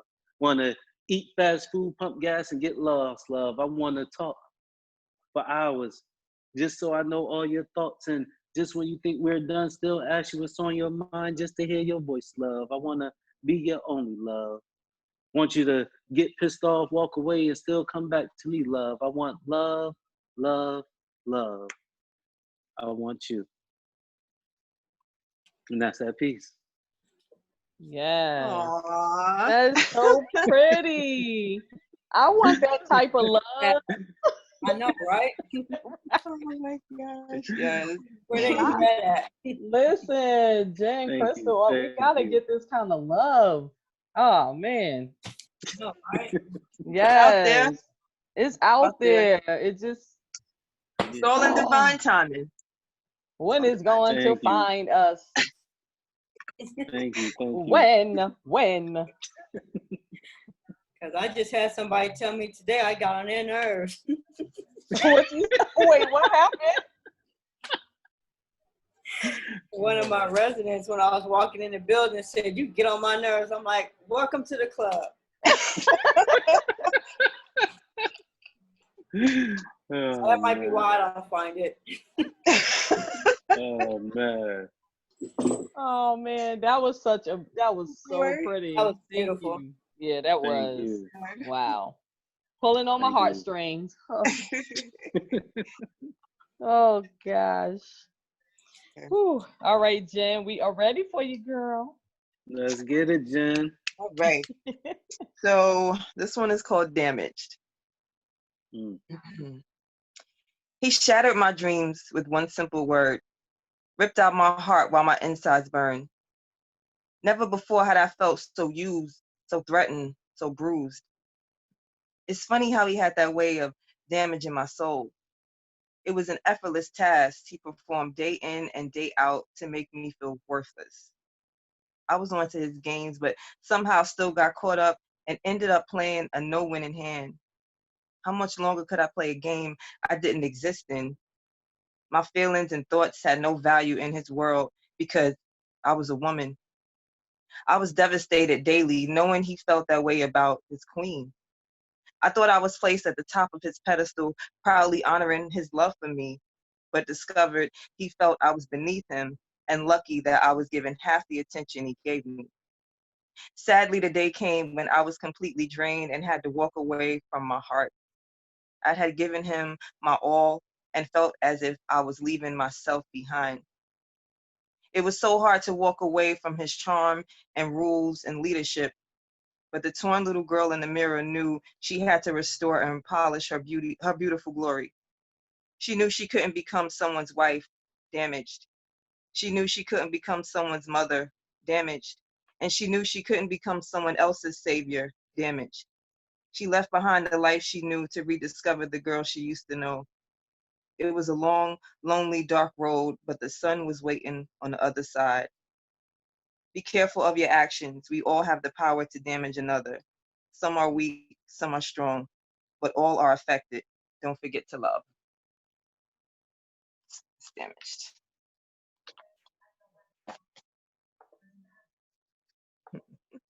That was deep. That You is go, very, poet. very Yes. powerful. You get Thank the You you. go, 21 poet. gun salute for that. Wow. Mm, Yeah. Yes. wow. Thanks, Jen. You're Damaged welcome. goods. All right. Loved it. So we're going to do another round. And Alade, are you ready? So we're going to have Alade, Kev, myself, Kiss the Poet, and Jen.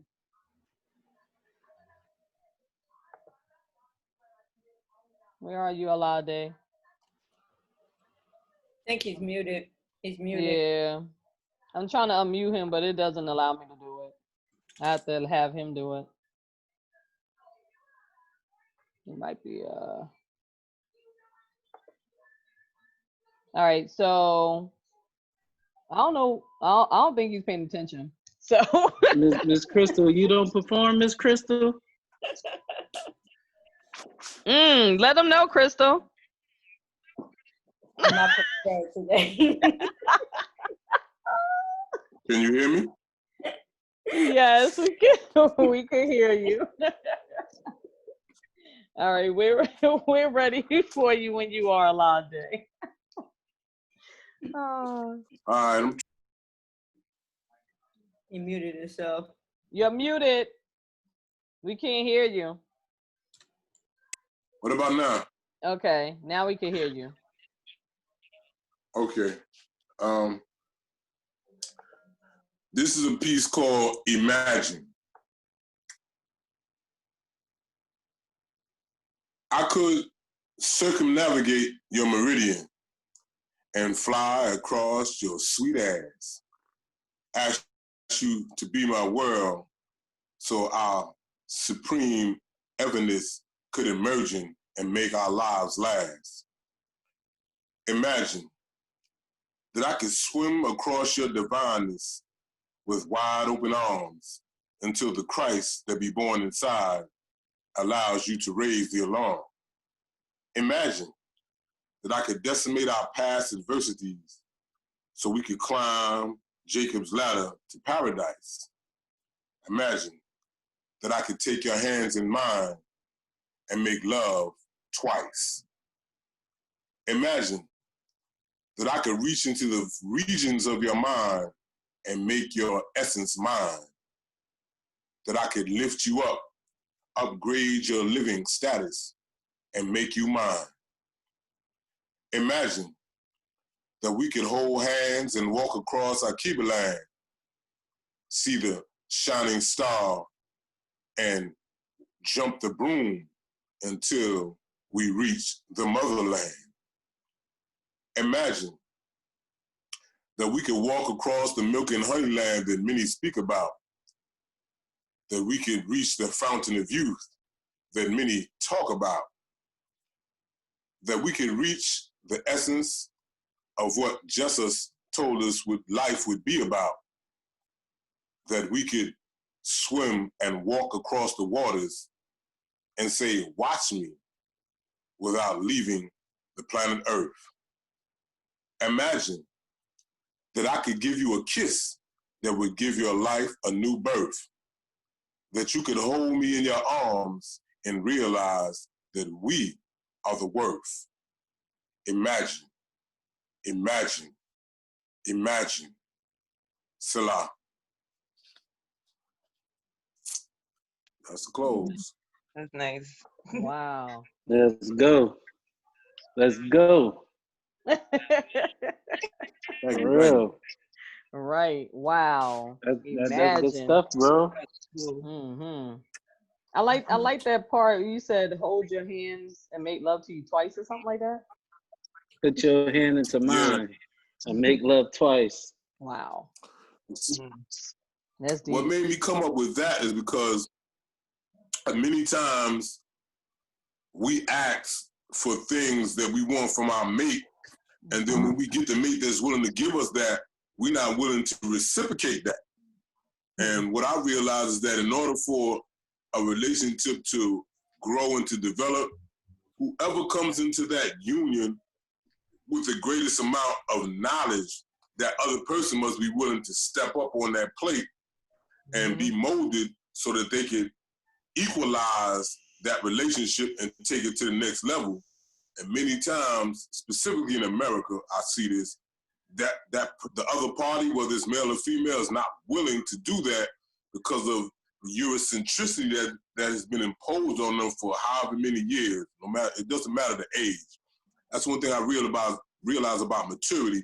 It doesn't matter your age, because I've met 17 and 18 year olds that was mature as somebody in their 40s. Then I've met people that was in their 40s and 50s that was so immature you thought they was 12 years old. So when I said that twice, it meant that when those two people came together, whoever was willing to raise up to the next level, that's when the love became twice. And then from being the level being raised to twice, it could go to 3 times, because as we know, everything in reality is based on 3 dimensions. If you can't get to the 3rd dimension, you'll never reach what's called success. You'll never reach what's called love, because everything is based on 3 dimensions. If you're caught in the 2nd dimension, which is what the Matrix is about, you never go nowhere. You keep just going back from 1 to 2, 1 to 2, 2 to 1, 2 to 1. But you have to raise yourself up to the level of understanding, or there'll never be a union. There'll never be a unity. And that's in anything. I don't care whether it's love, personal relationships, business relationships. The only relationships that is successful is based on that 2. That 1, 2, and then raising to the 3. If you're not willing to go to that next level, it ain't gonna be no success. Somebody gonna have to fall back. That's why marriages don't last. That's why business relationships don't last, because one of those parties is not willing to rise to the 3rd level, which is understanding.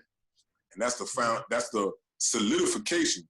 Because you can have a so-called foundation, but if it's based on wisdom, that means somebody could throw some wind in that relationship, whatever it may be, and make you change your way, because wisdom is just, it's like water, and water seeks its own level, just like wisdom. So if your knowledge is based on wisdom instead of understanding, you ain't gonna never be successful. I don't care how much money you get, how much status you get, you'll never be successful. You'll always be bitter and angry. And Donald Trump is a prime example of that. That dude got billions of dollars, and he still ain't happy. This is true. That's all I gotta say. Oh my gosh. Wow. Thank you, Alade, the gracious poet. All right, Kev, we are ready for you. Thank you. You're welcome. I don't have nothing that deep. Before I go, Kevin, did you get my message? Yeah, I don't have nothing that deep. He told me I don't have nothing that deep. Whatever. Yeah. Like that was awesome. Like that's awesome. It's just like wheel spinning. Right. Thank you. So I'm gonna try to follow that up. You got something on your beard, piece of paper or something. It ain't no piece of paper. It's some food because I was sneaking out trying to eat. I'm a fat ass. You know what I'm saying? I'm a fat ass. That's what I be eating. You feel me? Well, you got caught. Yeah. Because ain't no barbershops open and stuff. So I know. But anyway, you ain't gotta call me out like that. You could have inboxed me. Oh me. This one called The Watchers though. Oh my gosh. I thought it was paper. Oh man. It could have been, but it's lettuce because I was trying to eat real fast, I don't know if y'all got Jersey Mike's though. I got the veggie sandwich from Jersey Mike's. This joint is off the chain, boy. I got one 3 minutes away from where I stay. Oh Jersey man, Mike's, if y'all don't know, Man. I'm a sandwich man. Get the veggie joint. That veggie joint is off the chain, boy. With the little purple sauce. Look, I'll put you on game. With the little purple sauce right here. This right here, off the chain. Hey, I'll go get one tomorrow. I'll get one when we get off the live. For sure. I mean, it's in walking distance, 3 minutes down the street. Oh wow. Any of y'all in Texas?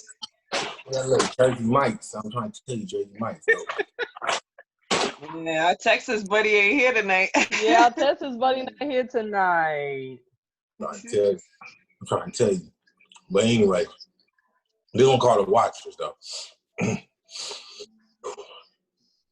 In the lotus fields of the Nile Valley, I descend upon the earth gradually, riding my vibe like a magic carpet, and like a wingless angel, I dive past Mount Olympus and Elstein scenes where the lesser gods of Greek mythology reside.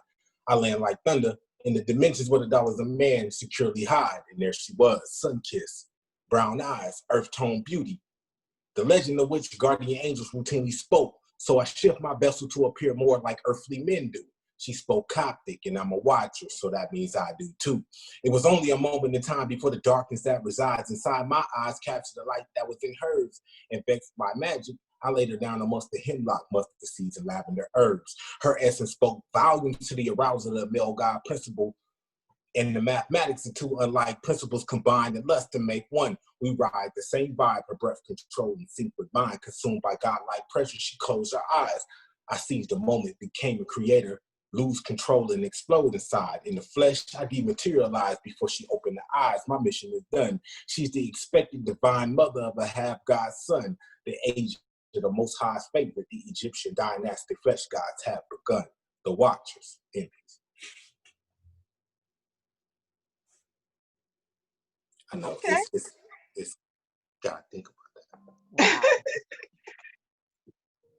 Everything you just said to me No, I sound had like that deep. some elevated 12 play. Right. You know, unless I missed something, that sounds like some out of body 12 play experience. Mm. It's But about, from reading the Enoch. That's Enoch. okay, Wow. because I believe the poem was talking about making love and experiencing, you know, the true pleasures of your partner, right? Your soulmate, something along those lines. Not that deep.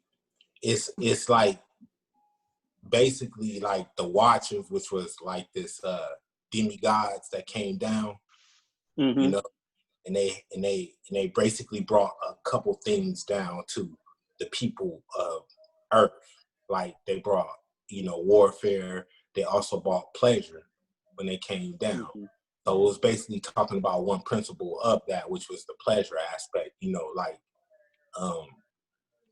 giving or creating a demigod race, right? Which would be like, you know, a lot of people, they like the Egyptian aspect of the ancient culture, right? This is just my interpretation of it based upon the readings of Enoch, you know, and that's that. It's not really that, I'm not that deep, you feel me? Yeah, spiritual 12 play. I'm with you, bro. Yeah, no doubt. No doubt. Kev You know, know we he got a deep. lot of time to read. Kev is deep. I don't know what he's talking about. We got a lot of time to read when we be up in the barracks, you feel me? And this is something I read. You wouldn't need that much explanation if you wasn't that deep. You are Kev know he deep. I've been knowing Kev for some years. Stop. He deep. Stop it. Right. Kev is deep. I've been knowing you But for I'm used some to it years, being Kev. quiet. When I spit, I'm used to it being quiet though. After I spit, I'm just used to being real quiet, like crickets. Like All right, Kev, I'll leave you alone, man. And then they come back in the inbox and be like, damn, you know. Got you. Oh my gosh. Yes, that is true. Oh my goodness. Woo. Thanks, Kev. Oh man. Wow. All right, so I am going to be sharing a piece. And I think I only shared this piece one other time, maybe twice, I'm not sure. But it's been a while since I've shared this piece. And this is titled All I See. And this piece was actually inspired by a movie that I was watching one night back in 2018. And it is titled All I See Is You. So this is where this piece comes from. She wakes up to see the insecurities of her man. He has been starting to show face once he found out that she doesn't need him as much anymore. She was so dependent on him to a temporary disability. He was her everything, and now she has a new beginning that frees her of dependency. She wants him to grow with her in the newfound beginnings that she has found in herself. But he suffers from the anxiety of her not needing him as much anymore. Why not grow with her and grant her his happiness, only to find himself in the new beginnings of his own selfishness? And that's my piece. All I see is. Wow. Thank you. It looked like we lost Kiss the Poet. Oh, yep. We lost him. Yeah, I don't know what happened. I saw him on it and then it just like dropped off. Thank I you, want to guys. know, can I ask a question though? Sure.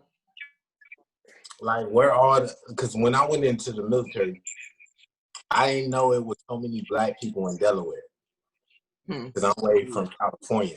And then the more I got to know the people from Delaware, the more Afrocentric that I saw that they really was. I thought the more you go east, you know, the more they lost touch with the culture. Mm-hmm. But the more that I discover people from the East Coast, the more I understand that they got more Afrocentrism than anybody else, Mm. right? Wow. Like, it's I just like to really appreciate people from New York, Connecticut, you know what I'm saying, Delaware, DC, Virginia, Maryland, you feel me? Because y'all stay like really in touch with our people and the way we supposed to be moving. Mm. You feel me? Wow. Because it's not even like on in California. It's something else. Mm. It's not even on that. Like we had that culture and stuff like that, but it's suppressed. It's only like one little centralized area that we really, you know, can come together, or it's really like on what you guys is doing right here. But every single person that I see come out on from Delaware, like really anybody that I see come from where they about that action. Period. Oh So wow. I really appreciate the East Coast, like no doubt. Thank you. Wow. Crystal, is that what you think? Like, cause you and Callie. Oh, she said yes. Mm-hmm. I said that a couple of weeks ago. Me and my sister are always talking about leaving California and going somewhere else so we can be around more cultural stuff, because like you said, you'll find like maybe a couple of people here, a couple of people there, but not like it is out there. And that's the same thing I was saying about James Ellerby and everybody from New Jersey. You know, they're all on you guys all have the same mindset. Your mindset is different than the people out here. Everybody out here is trying to keep up with the Kardashians. Y'all don't care about the Kardashians. Me. I'm serious, you know? Wow. Yeah, even with the whole, as far as the whole COVID-19 thing, and I'm sitting here because I'm downtown LA and I'm looking at these people and I don't know if they just don't care. I mean, I'm not all, oh my God, I'm going to die if I catch it type of a person, but most of these people, they don't want to wear masks. Mm-hmm. They don't care about their personal space. They don't care about any of that, you know? Wow. Yeah, you know. Wow. Yeah, these jokers over here got the Louis Vuitton. Yeah. Oh God. Like it's like yeah. It's like really. Or they'll come in like this. I'm like, that's not a mask. That's not a mask. That's your shirt. Right. Yeah, only California is crazy. Wow. And in our building, it's mandatory in all of the buildings and the stores that you have a mask on. Even people's visitors and guests, when they come in, they have to have a mask on. No, oh, it's upstairs. Well, then they need to go upstairs and bring it down to you, and then you can come in. She. It's mandatory if you never do that. Thank you, though. Wow. Governor said you got to wear a mask.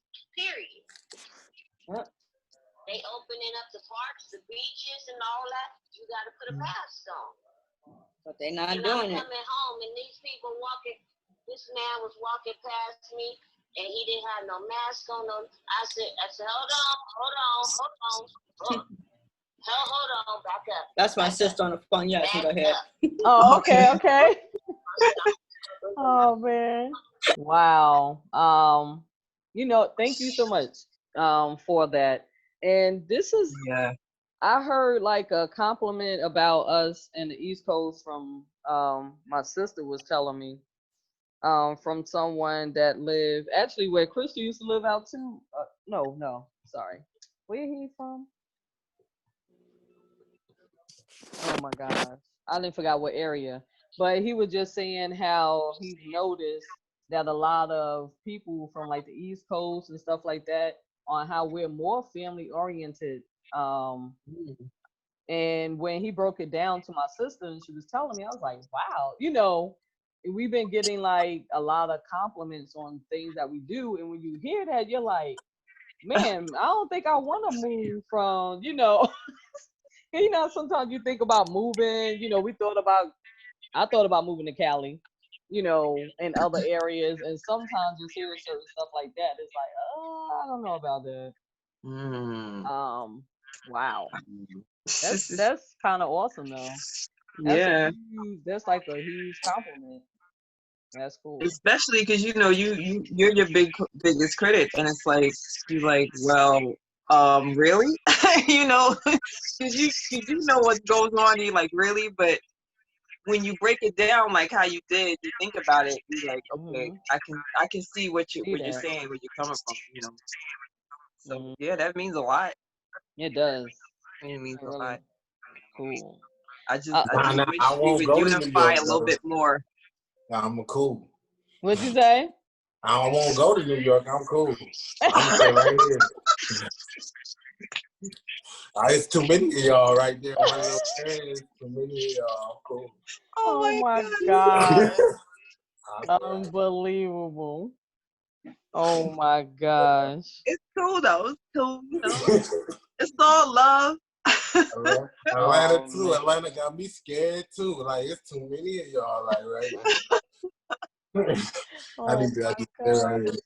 Oh my gosh.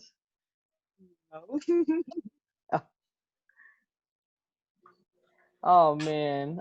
So I heard back from Crystal Poet. He said he had to take that call. It was important. But he was like, he wanted to thank everybody for having him and he enjoyed himself. So he wanted me to relay that message to everybody. And so we're gonna have Jen go and we're gonna end.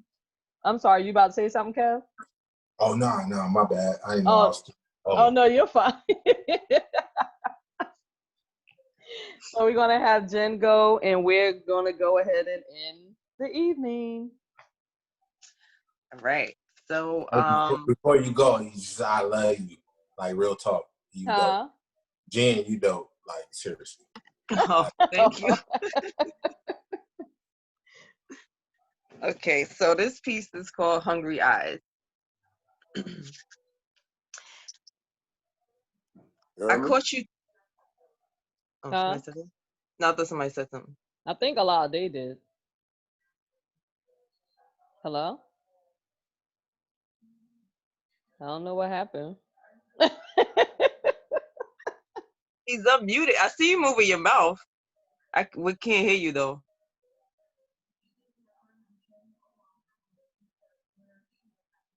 Can you hear me? Now we can. Now we can.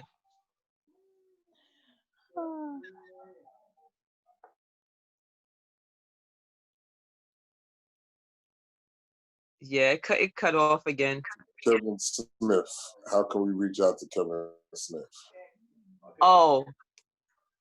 That's my government. You heard me? Just Google me. That's my government. Just Google me. You'll find me. Put me in Facebook or either get with Nakia. And then I'm connected with Jen too, so she can give you all my joint. Y'all fan bam though, right? I got that right. Just connected with her on all platforms, every single one, every single platform. I went and make sure I follow her on every single platform. Cool. Your partner. Oh, Jen. I didn't know that was your. Yeah, I didn't know that was your partner like that. So I made sure I followed her on every single platform, like the little bounce in the ball. Every single platform. Yes. Yeah. I followed her. Thank you. You can get her. She can tell you how, because I followed her all over. So get with me. I'll hook up with you on every single platform. And then, it is what it is. But if y'all need something, though, like the books or something like that, like just get at me. If y'all want to sample something, get at me. I'll send it to you.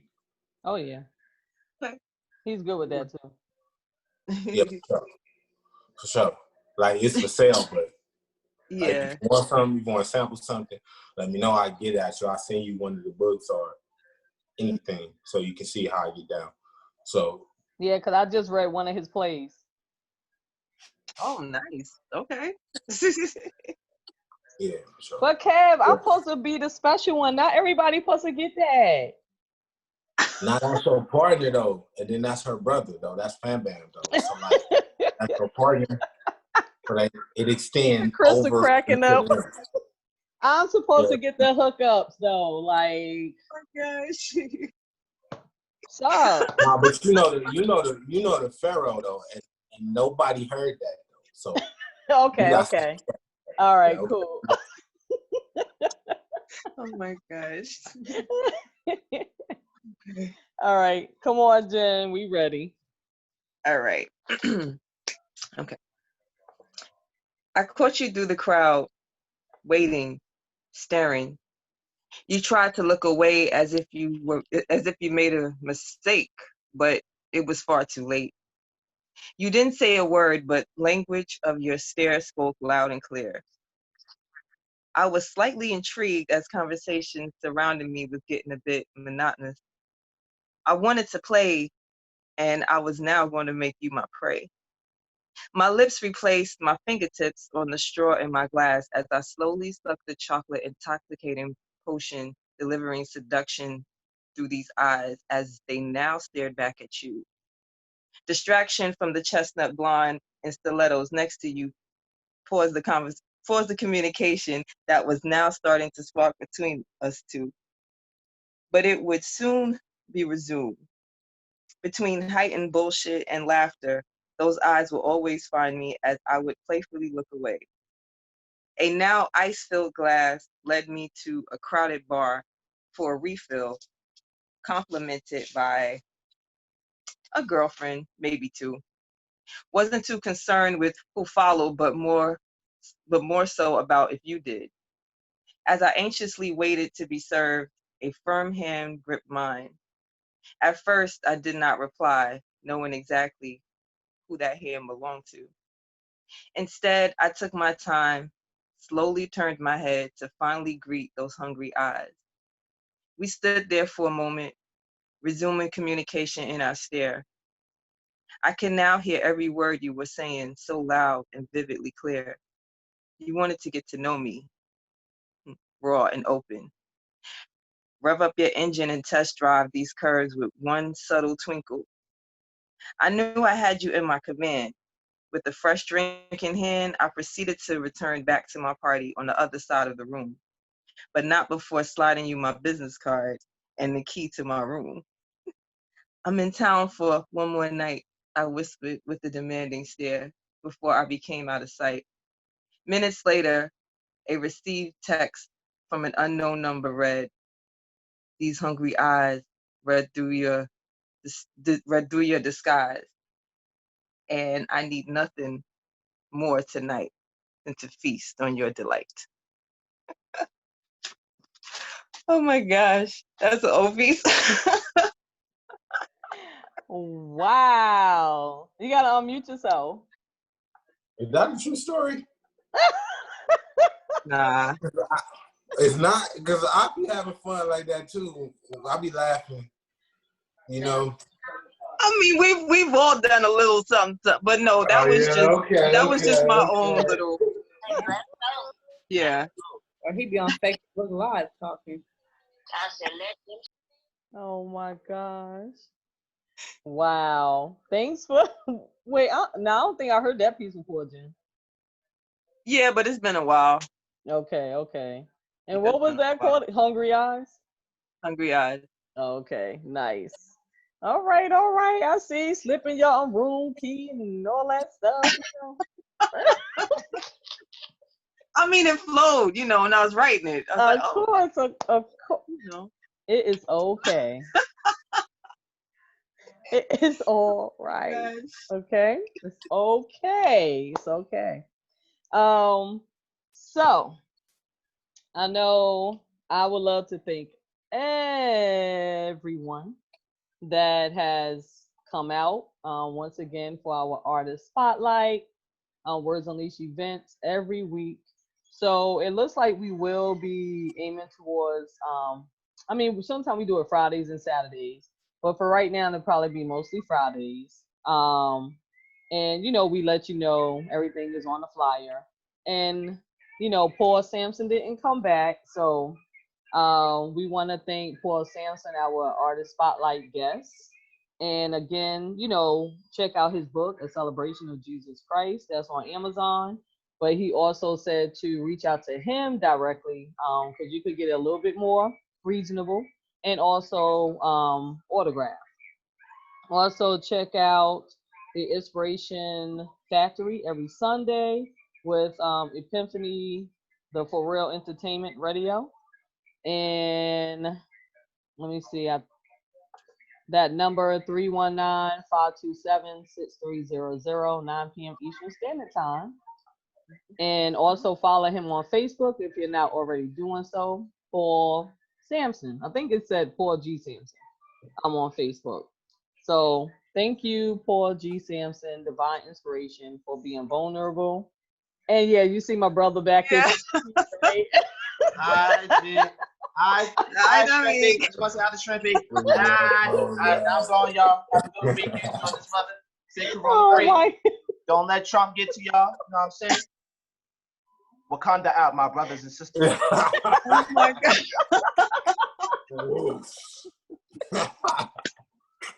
Oh my gosh. I'm like, I see Jen laughing. That's all I was like, okay. Because I saw the shirt sleeve and then I saw a piece of his head. I know, you see the shirt, a little bit of the head. I'm like, oh my God. I know, it's cool, babe. You're good. It's funny. I can't. It's so funny. Wow. All right, guys. Thanks again for coming out, showing us love, support. I mean, you guys mean so much to us. We appreciate you guys. Continue to stay safe and healthy. Continue to create. Let's continue to connect. And I'm gonna have Jen say what she needs to say, and we're gonna end this evening. And we might go into some lives on IG and just see what's up. Boy. Look what I got today. Oh, I can't see my picture was in front of it though. What'd you say, Kev? oh. My picture was in front of it. I can't even see it though. You can't see it? Nah. Okay, there you go. Oh, Hey, thank sis. you so much. Oh. Oh. I think Crystal gets everybody booked, yo. She supports so heavy, yo. Yes, she That's really does. one of Jennifer's books, Music of a Bleeding Heart. Yeah. Oh, word. Yeah, her copy looked fresher than mine. Oh, that's the one. Oh, yeah. Okay. You put the link up. Oh, my bad. Wow. I'm about to go get it right now. You crazy. Aw. That's so sweet, Jen. That's so sweet. Thank you so much. That's so cool. And again, if anybody wants to donate to Paul, again, his Cash App is $Pastor Paul G. Sampson. Again, $Pastor Paul G. Sampson. Wow. Oh, I'm telling you, you just gotta love Crystal, man. She's awesome. Once again, like she sponsors Zoom for us so we can have this platform on here. She is awesome, man.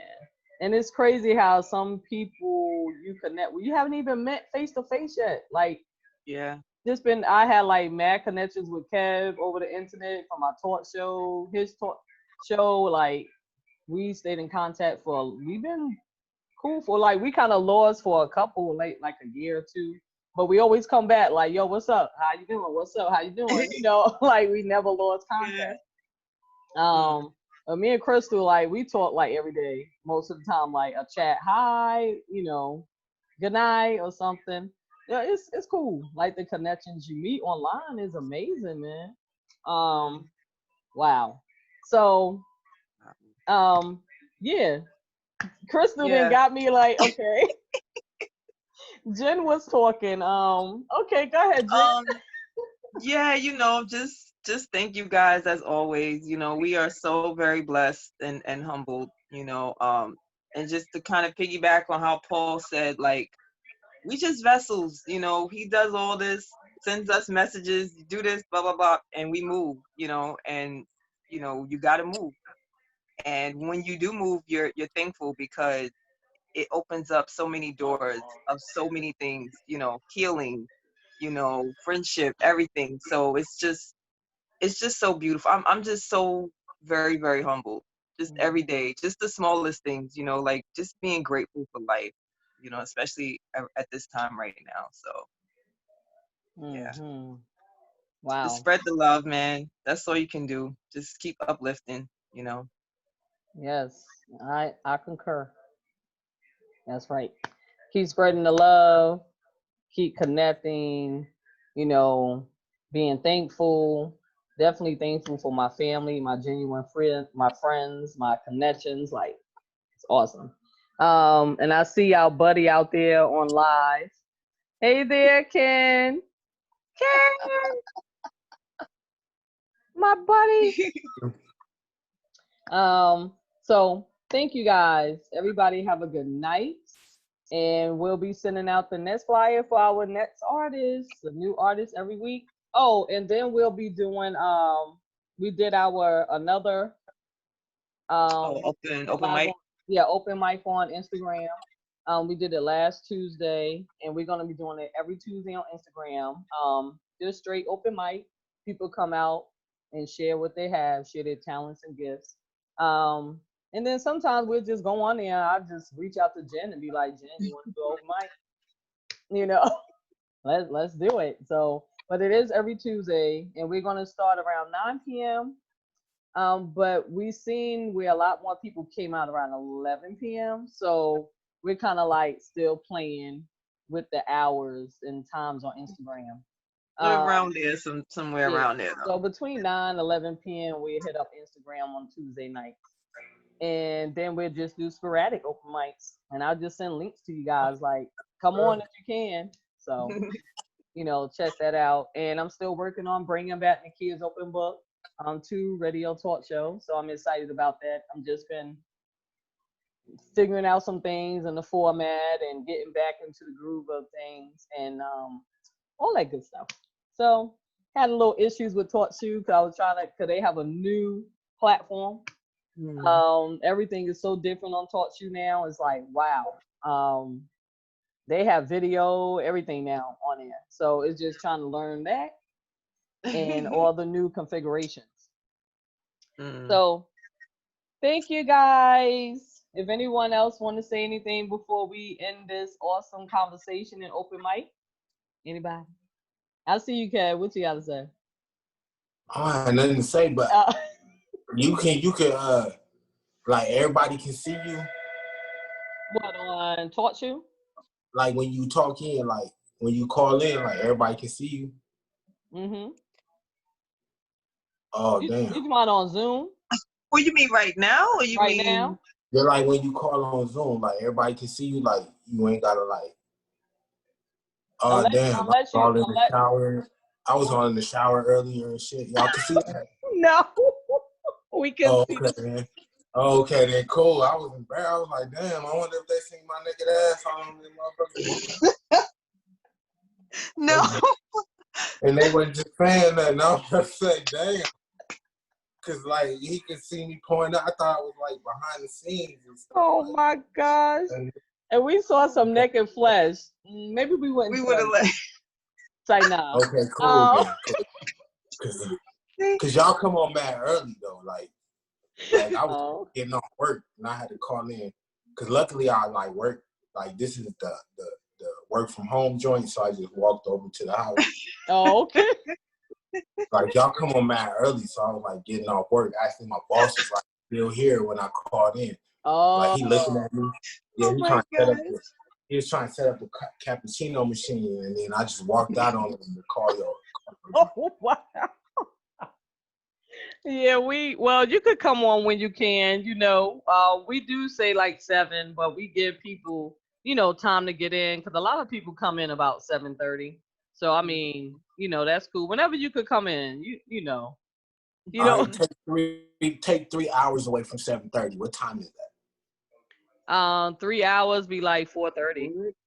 Okay, then what you doing at 4:30? On here. Nah, don't do that. Don't do that. 4:30 your time. Don't do that. Don't do that. Don't do that. Don't do that. At You know, you 4:30. getting in the car. You getting in the car riding from work at 4:30. Don't do that. Well, Y'all don't think actually, about the West Coast. no, Y'all, actually, at nobody. that time, no, listen, because of the COVID, I'm doing all of my work from home, so I'm teleworking No, right now. no. Don't blame it on COVID. Look, 4:30. 4:30. You getting off work. Oh my gosh. Okay, Y'all don't Kev. think about the West Coast at all. None at all. Not at all.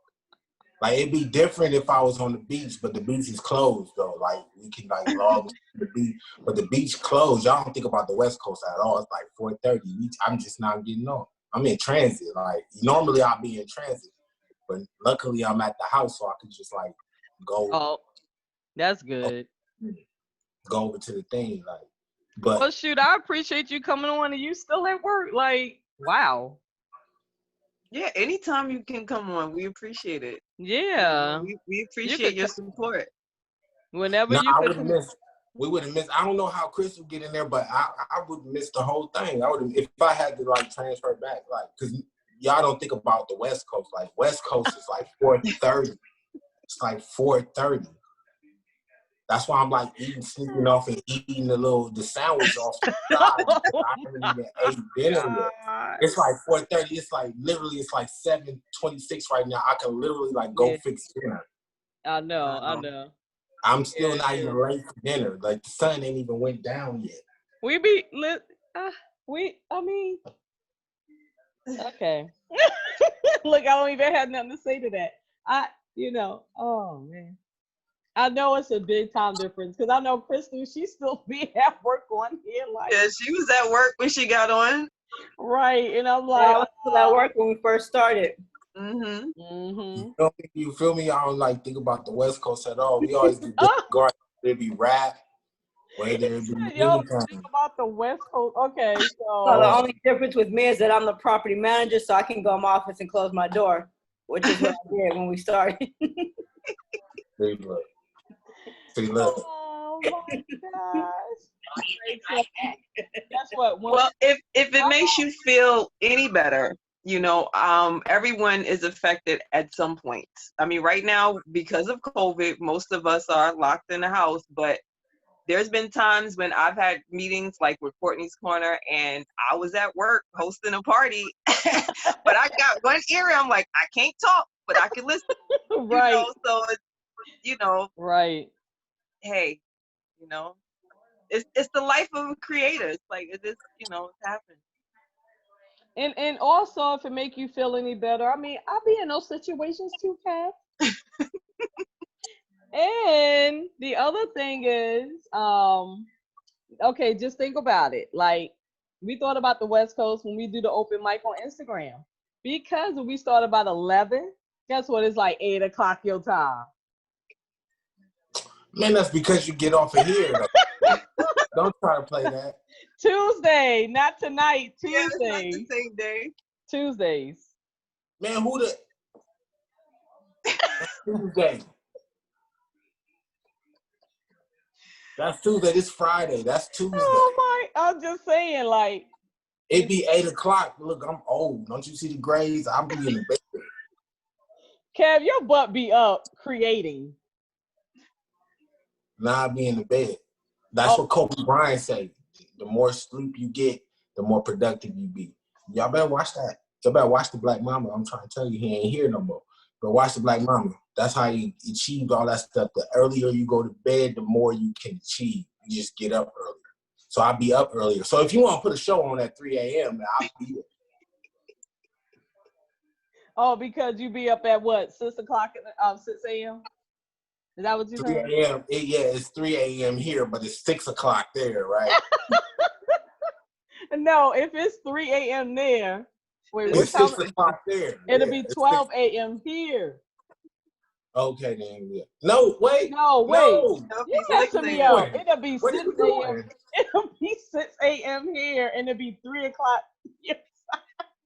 Yeah, hence I said if you want to put a show on at 3 a.m., it'll be 6 o'clock your time. I'll be there.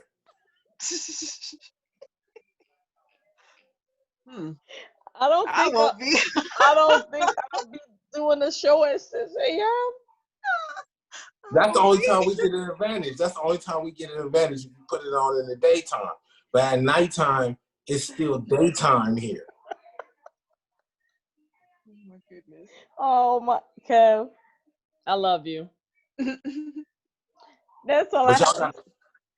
y'all gotta think about us over here. Like, Okay, so what's a good time for you, Kev? I ain't talking about no 3 a.m. in the morning though for you, and 6 a.m. like, for myself. like if it would have been like an hour later, Uh-huh. like at 5 something. But still, I'll be trying to milk the clock. At the end of the day, don't tell me I'm the only one. Well, Don't tell me I'm the only one. also we know how it is with timing, and as you can see, we never start at 7, and we go Right. over. You know what I Yeah. mean? So we allot for that as well. So we actually don't even start till like 8 or after. You really Right. Okay then. Cool. No doubt. Thanks, Jen. It'd be the free warm up. You get people in, feeling, Yeah, letting people come all that in. stuff. Yeah. People Oh, in. so I miss all that. Dang, man, I be missing a lot though. It's cool. He said, see, I be missing a lot. Or you want to be here in the beginning, huh? We just be warming up, We just. I ain't even know all that. See, look. Now I know. I just So gotta you get don't some be late. PTO. You be right on time. Right, Yeah, I you get do. some PTO next time. Next Friday, I just get some PTO. PTO. Oh my gosh. Why you gonna take PTO, Kev? Because y'all be going in beforehand. That'd be like 3 o'clock my time. I can't. I get this cough when I go to work. Like, oh, God bless you. This might sneeze. I think so, yeah. I think Crystal. Bless you. No, not Crystal. No, Day, I think. Oh, okay. Because, yeah, Crystal's name. Yeah, that was me.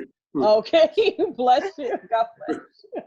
There's these cats. I got these 3 cats in here, they be like messing with my senses. Oh my gosh.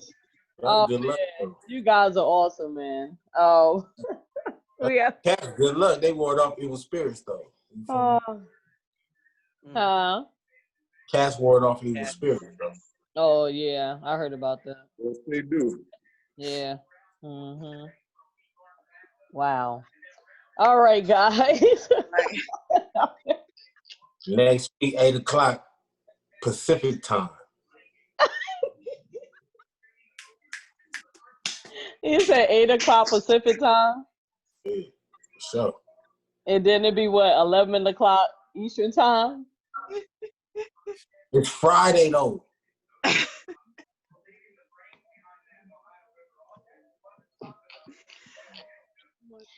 Oh my gosh. Oh man. But what about when you have a West Coast artist on that you interviewing? You still gonna go at the same time? No, we couldn't go at the same time with somebody from Cali because of the time difference. Comedy. Because right now, all the artists that we've interviewed has been East Coast. Yeah. So we get someone like West Coast or something, we would have to accommodate with their schedule. So Kev, when we have you on, we're gonna Kev, when we have you on, we're going to So why you say that and then you start laughing? That ain't even fair. Because you know why? Because you are sitting there not even moving. It looked like you froze. You like, really?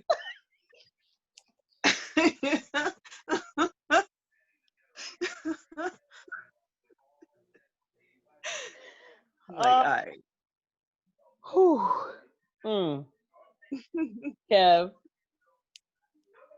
Kev, you there? Hello? Yeah, my phone ain't freeze. I got that good connection. I got the Eros. You are just like, because the way you sitting there, you are not moving, you're not flinching.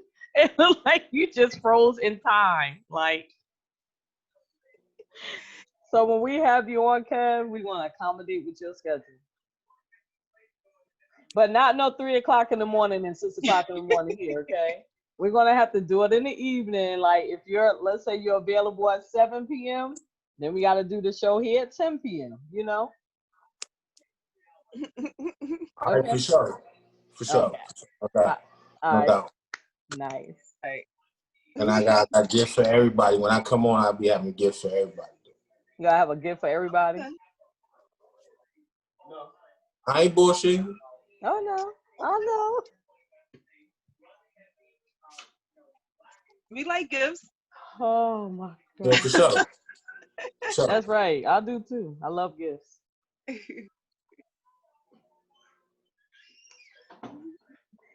All right. I will, Dave. Be safe. All right, guys. Y'all have an awesome, blessed evening. And stay safe. Stay healthy. Don't let Corona get y'all. Don't let no Corona get y'all. All right. Oh, Nah, ain't gonna happen. Y'all in New York and all this good stuff. Y'all be safe out there, you heard? All right. And shrimpy, no teriyaki on the shrimps. All right. No teriyaki. I got that.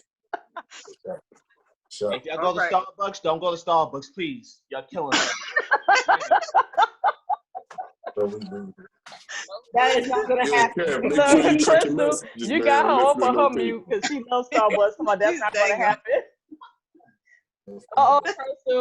Crystal, come back, Crystal. That's not gonna happen. Crystal. Miss Crystal. Hello, Miss Crystal. How are you? Hello. I'm great. Good, I'm good. I gotta say one thing. Y'all gotta stay away from Starbucks. It's not worth your health. It's not worth your health. We got Dunkin' Donuts. Again, that's my only addiction. Yeah, gotta go to Dunkin'. Dunkin'. America runs on Dunkin'. No, America Our $10 lattes are not worth your. I don't get the latte. I just get regular coffee. Yeah, what'd you say, Crystal? I don't get lattes. I just get regular coffee. Okay, then I appreciate you. Then get a normal. I appreciate you get regular coffee. Yeah, well, semi-regular. I get it with peppermint syrup, but that's, I don't do mochas and all of that. Okay, yes, I appreciate her then. She's simple. Yeah. I like people like Yeah. that. Ones like the gin or other people get lattes. And he works there. I'm concerned by people now. I'm concerned. Coffee should not be essential, y'all. It should not be essential. No, it shouldn't. Yeah, coffee is essential. I'm sorry. No, it's not essential. Yeah. Ask my residents. They will tell you if I don't have my coffee, it's not a good day. She ain't lying. I've been to people who are not nice about the coffee. And she is not lying. She's not lying. Jen all quiet because she knows she a coffee queen. She gotta have her coffee in the morning. Yeah, teriyaki. I see you. But I make my coffee at home. She does. I then you one of the good ones, Kevin or Kevin. Do you go to Starbucks? I need this right here. My brother. I feel you. If I could drink that at work, I could. That's it. That's all I need. He got one. I ain't mad at him. Everybody got their liquid demon of some kind. Yep. That's all I need. I don't need that coffee. No coffee. Hey, Get that all day long. I wish I could drink at work. Cause then when half these white people I got to deal with at work, I'd be ready to kill half of them. That's why I work out the house. Me and my coworkers decided that it's best that we don't drink at work because it would be a whole different outcome in this building if we were able to drink at work. And you should put that vodka. You done slapped somebody. Irish coffee. You should get that Irish coffee joint though. Put that vodka in there with that Starbucks. We right by a liquor store. We right by a liquor store around my job, so we do experiment with the alcohol with some of the teas and stuff. Liquid demons. There go his liquid demon. He just told Hey, we put vodka in our teas and stuff too at work. Sometimes you gotta let loose. Yeah. Oh my. That's what I'm talking about. That's what I'm talking about. During quarantine, we need something going on here at work. All right, guys, I'm out. I'm out. Good night. Oh my gosh. Okay. I'm like, that's on live. You got it. That's on live. Oh my God. Don't put that out there. Ooh.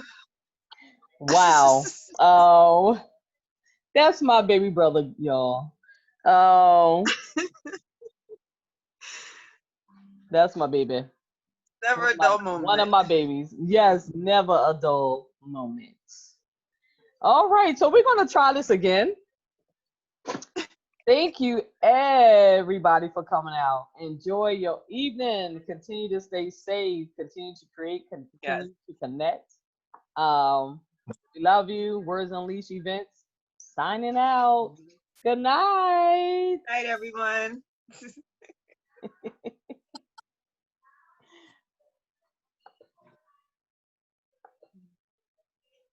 Okay.